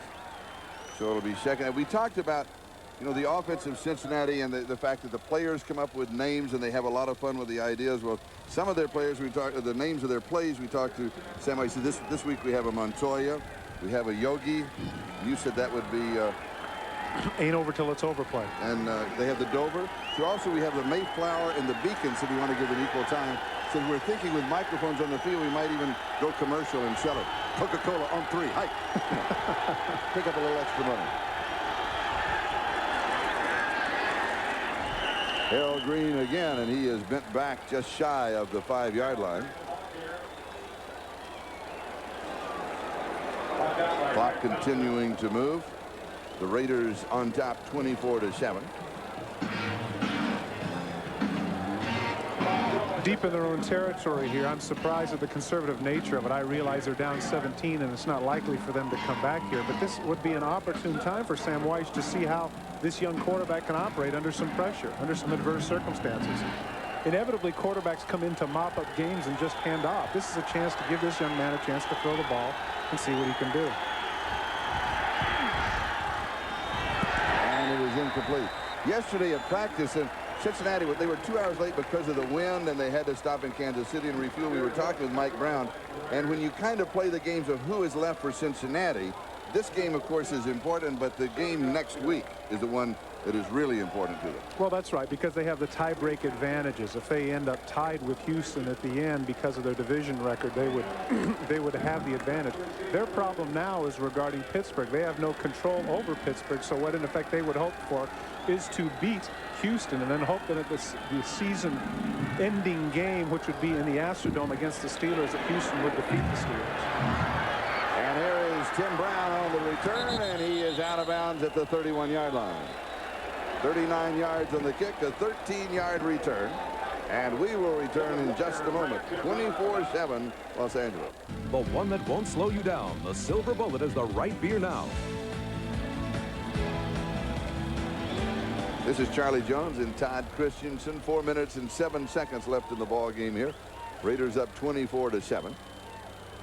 And Los Angeles has the ball at the Cincinnati 31-yard line, and Vince Evans has come in at quarterback, replacing Jay Schrader.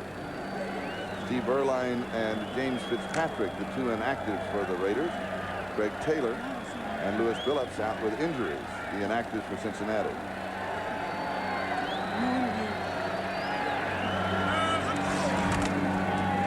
And Napoleon McCallum is the ball carrier.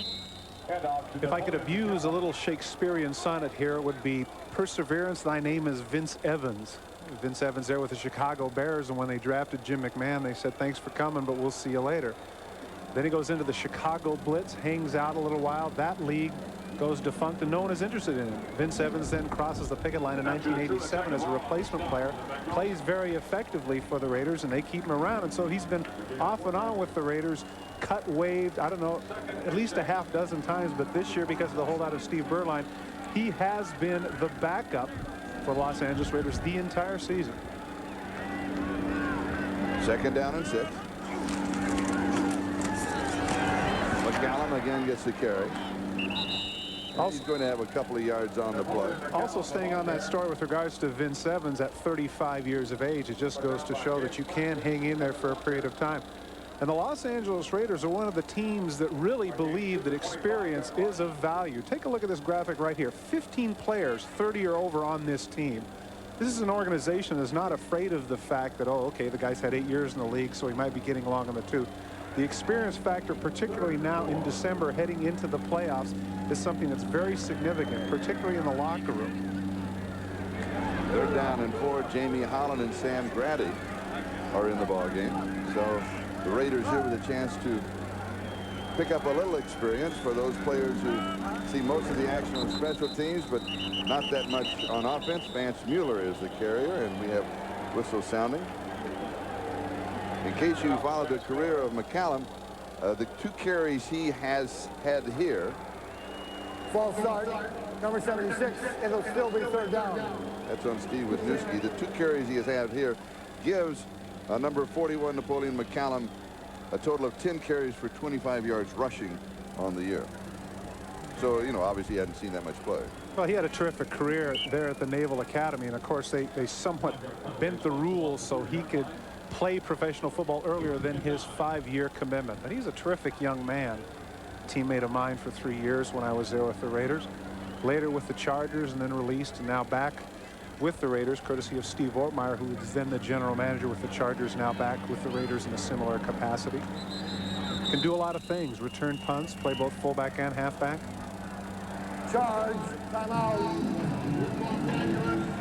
And a timeout charge to the Los Angeles Raiders. Raiders 24, Cincinnati 7.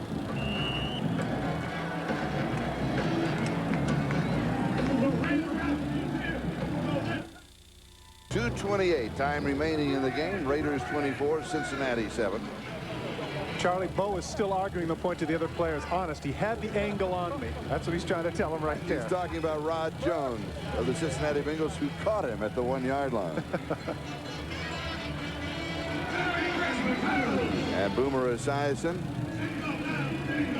Little different reaction on that side of the ball. Groin bothering him, but he got a big game next week. Still within their power. Mueller missing on the handoff, bouncing off of Vince Evans, and he goes to the 25-yard line. Gain of 5. The big game, the big play of this game came in the third quarter. in the person of Bo Jackson, just as it did a year ago. And in case you were not with us at that time in the third quarter, we'll give you another look at it. Well, this is a sweep to the left, and if you have your history, remember the Super Bowl, the Super Bowl 18, when Marcus did in effect the same thing, went to the left and cuts back to the right, uses his speed, and strange enough, a block right here by Jay Schrader to enable him to cut to the outside and go the distance, or I should say almost the distance. Rod Jones in heavy pursuit, and everybody's got their arms up assuming it's touchdown. Nobody catches Bo Jackson, right? Right? Wrong. Right? Wrong. Rod Jones, 1 yard line. And now the 2-minute warning. We'll be back in just a moment. This is Charlie Jones and Todd Christensen back at the Coliseum in Los Angeles. The lights are on. It's been an absolutely gorgeous day today here in Southern California. The Raiders out in front of Cincinnati by a score of 24-7. And it is a 4th down with the ball at the 25-yard line.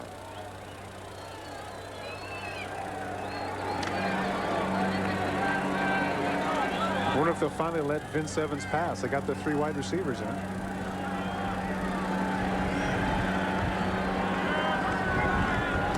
And he gives off to Mueller. Mueller has the first down. A flag is down as he goes to the 16-yard line.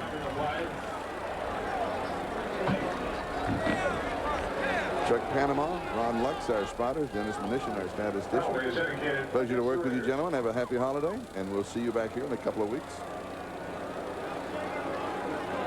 for the San Diego Raider game. Holding, 64, still 4th down. That's on Todd Pete. Today's Ronald McDonald Children's Charity Player of the Game is Bo Jackson. McDonald's and NBC will donate $5,000 on behalf of all the players selected in today's games to Ronald McDonald's Children's Charities to help give kids a better tomorrow. Charlie, if you'd have told me before the game that, hey, you know what? The player of the game is only going to have 6 carries, I'd have said, get out of here. But if we'd have told you he was going to have an 88-yard run, yeah, okay. And be above 100 yards for the 3rd straight game rushing.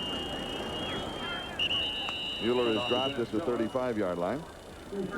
And so Cincinnati takes over on downs with 1:49 left in the ballgame. For those of you who follow the Bengals, another thing that we might point out that Max Montoya told us about the offense of Cincinnati, that in the huddle, of course, they run the same offense regardless of who the quarterback is. In the huddle, they call 2 plays. And then they come to the line of scrimmage, and now it is Todd Philcox, who is the quarterback, and he will call 2 plays, come to the line of scrimmage, and then pick the play with an audible at the line of scrimmage that fits the defense that the Raiders are in. You know, one of the problems, speaking of plays, Charlie, is the inability to get a lot off, and I think a lot of that is the time factor. And he hands to Sanford Jennings. I think that's only the 53rd or 54th play for the Cincinnati Bengals today. And Sam Weiss was saying that that's part of the problem that they've had this year, is the fact that they have not been able to get as many offensive plays as they would like. Take a look at their average last year, nearly 10 plays different, and a lot of that certainly has to do with the fact that there is a very conscious effort, you know, to make the games shorter. But of course, what that does is that takes away a big play, you know, takes away 1 or 2 big plays a week from a big play offense like the Cincinnati Bengals, very dependent upon that. Averaging 9 plays less this year per game than last year. Nice play action fake. And the pass is overthrown. Jim Riggs, the intended receiver. Now, Bo Jackson, oh, come on, you know what? That disappoints me. Do something that's original. He dumped the thing of Gatorade on Art Shell. This guarantees the Los Angeles Raiders in making the playoffs. And in slow motion. Take a look at Bo Jackson taking a page out of Harry Carson's book. And still he misses. Look at that. He misses partly. How could you miss that body? Come on, Bo. Boy, I tell you what. Bo knows a lot of things. Bo don't know Gatorade dumping. Congratulations, though, to Art Shell. This will be the first time since 1985 that the Los Angeles Raiders have indeed made the playoffs, and it also guarantees them their first winning season since that time. But that's also very impressive. 15th playoff berth in the club's now 30-year history. And when we talked with Art yesterday, entirely different than when we talked to him the 4th game of the season. It was surprising. He seemed very relaxed because, you know, here it is December. But I think that when we talked to him earlier, he was caught up in what everybody else was talking about, how great he was. And he told me then, he says, Todd, I haven't done anything yet. Now you'd have to say they're in the playoffs. He has done something. He has done something. You're right. At the Ringer ticket office in El Segundo, at the LA Sports Arena box office, and at more than Todd 200 Philcox, the quarterback for the Bengals, their third of the ball game. Southern California. And he gives off to Stanford Jennings. Alex Gordon makes the tackle. We'll take the final countdown. And it's now official. Raiders 24, Cincinnati 7. Raiders are in the playoffs. Now let's go to NFL Live in New York City and Bob Costas. Bob?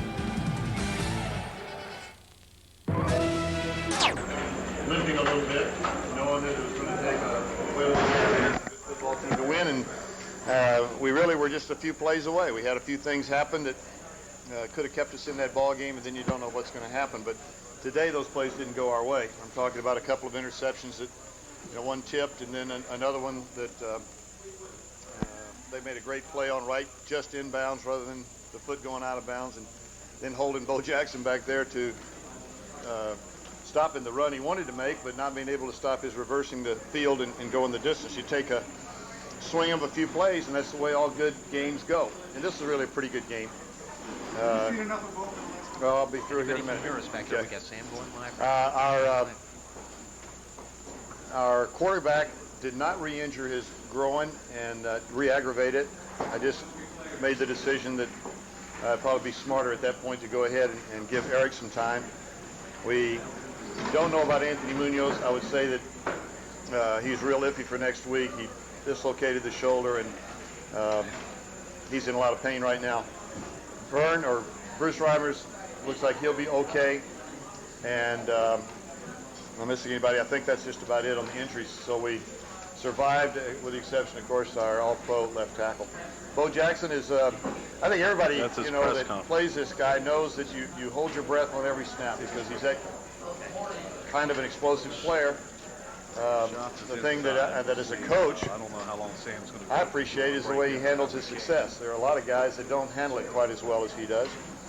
And we look at the fantastic run and cheer for the great plays, but then when you're in the profession, you look at also how a guy acts as a pro, and he's a true pro all the way.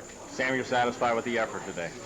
I'm set. The effort, I've got no complaints, and our guys in that locker room right now are not down. They're not upset with the fact that they didn't win because they know they gave it a good shot. We were hurting a little bit today, and this one's going to take a couple of great plays, somebody coming away doing something special, and it just didn't happen. Next week, a win over Houston puts us right back into control of winning a division, assuming, of course, that Pittsburgh's unable to win their next two. Now, if Pittsburgh wins their next two, they deserve it, and we'll wish them the best in the playoffs. Sam, Moon today over. He's talking to you right now. Really, and you're listening. You can come to me and we can go to that, but I think Sam's about through. Schatz is digging in the locker room right now. I can hear you. That's why they line up. You do it on paper and decide it on Monday, or you can practice. Yeah, you probably better go to him first.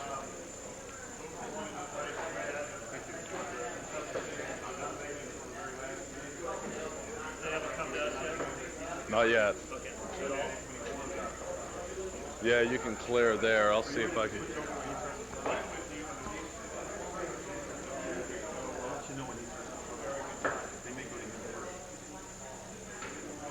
I'm the O. I get to be offense here.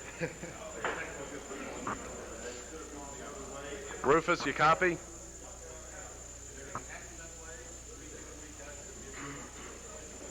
Okay, thank you.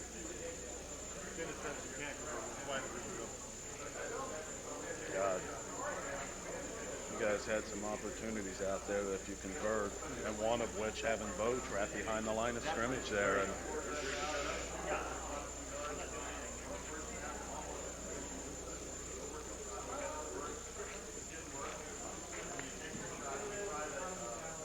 hi, Greg. How you doing? We are Real good. We're right down here outside the locker room at the LA Coliseum. Got Eric Thomas with us. And Eric, that game, 24-7 final, but it wasn't that far apart. You guys were about 4 plays from being right in it. Yeah, and that's generally the way most games are. I mean, it's always a close game. You know, 2 or 3 plays here makes a difference. You know, maybe we had a chance to win a game. Yeah, you had Bo Jackson trapped behind the line of scrimmage. He rips off an 88-yard run. I mean, that's certainly nothing that can beat Coach. That's Bo Jackson. That's definitely Bo Jackson. I mean, we did a pretty good job on the rush all day, and we just talked about, you know, keeping them to 17 points going out. And, you know, he come out, Bo gets a good run, and I think that sort of took the air out of our balloon a little bit. Right now, we just sort of started thinking about Houston right now.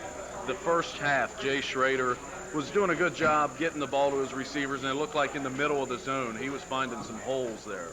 Yeah, he did. Something that we always talk about, that you always have to try to get your hands on the slot guy. We didn't do a good job of that today. Tim Brown was able to catch a couple of balls on us. And like I said, those are the kind of plays that, you know, we have to make. We just have to, you know, play the defense a lot better, and I think we'll do better next time. This team physically, it's got to worry you, the shape you guys are in, because there's a lot of guys banged up. Yeah, that's true. I think, you know, Icky took the day off a little bit today. And, you know, Anthony got dinged up a little bit today. I think it's just a matter of us just sort of regrouping and just trying to get ourselves back together. I think, you know, against the Oilers, I don't think you'll see anybody sitting back. You know, if there's any week to play, I think this is it. Obviously, the Oilers are on a roll now. They win in Kansas City today.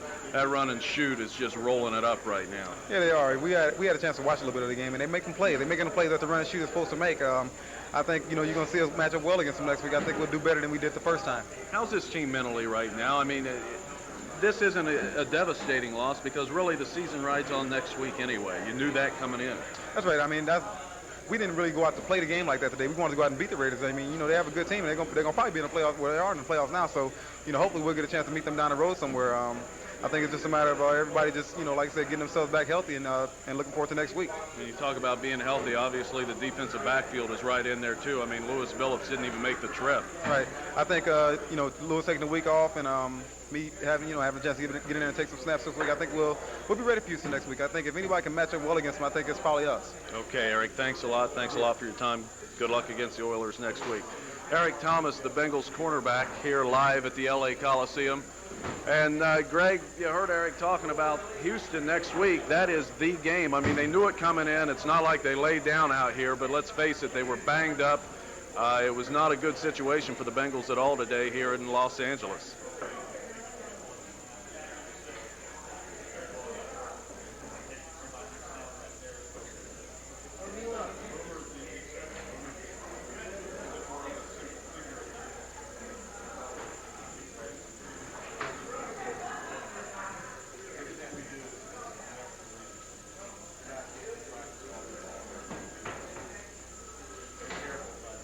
Right, me either. I mean, I thought it might be just a little bit worse than what it was, actually. I mean, I'll be honest, I was expecting it to be worse, and I thought they played pretty well considering. I mean,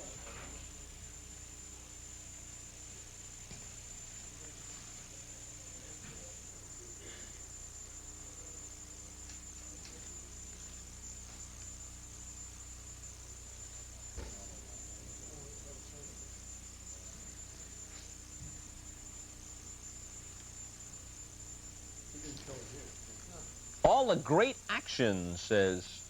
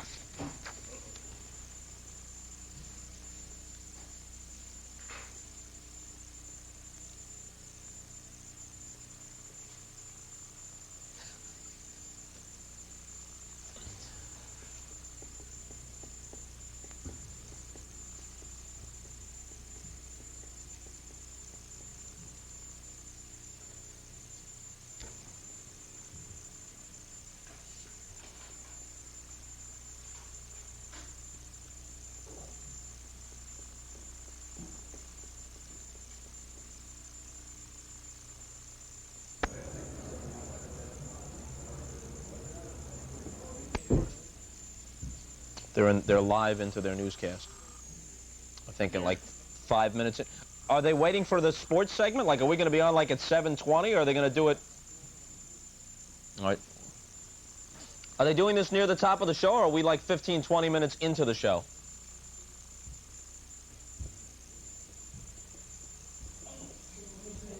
I'm sorry, say that again? Okay. 3.5 into the show. Thank you.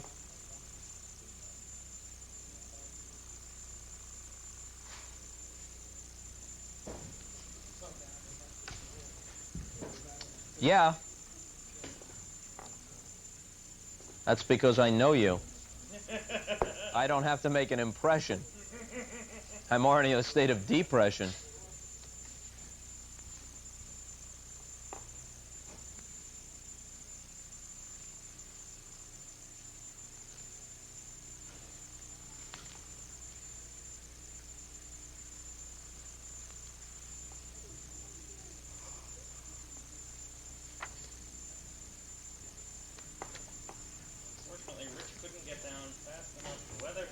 Give me the card on the San Diego-Denver game. Have a nice day.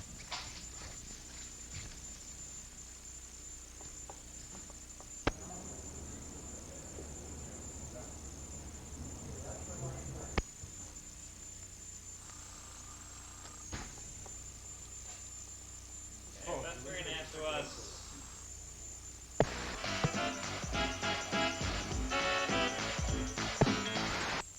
Final round of golf. Can we expect it all to reach us? Well, actually, right now the radar is indicating that the rain has started at least south of us, and as a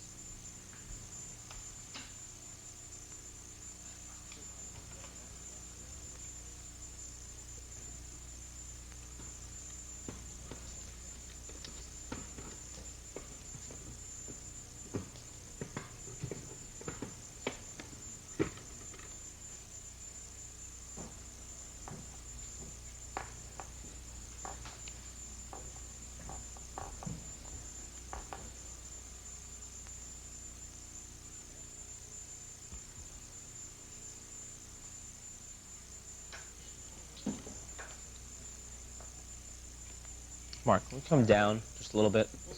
A little bit. Good.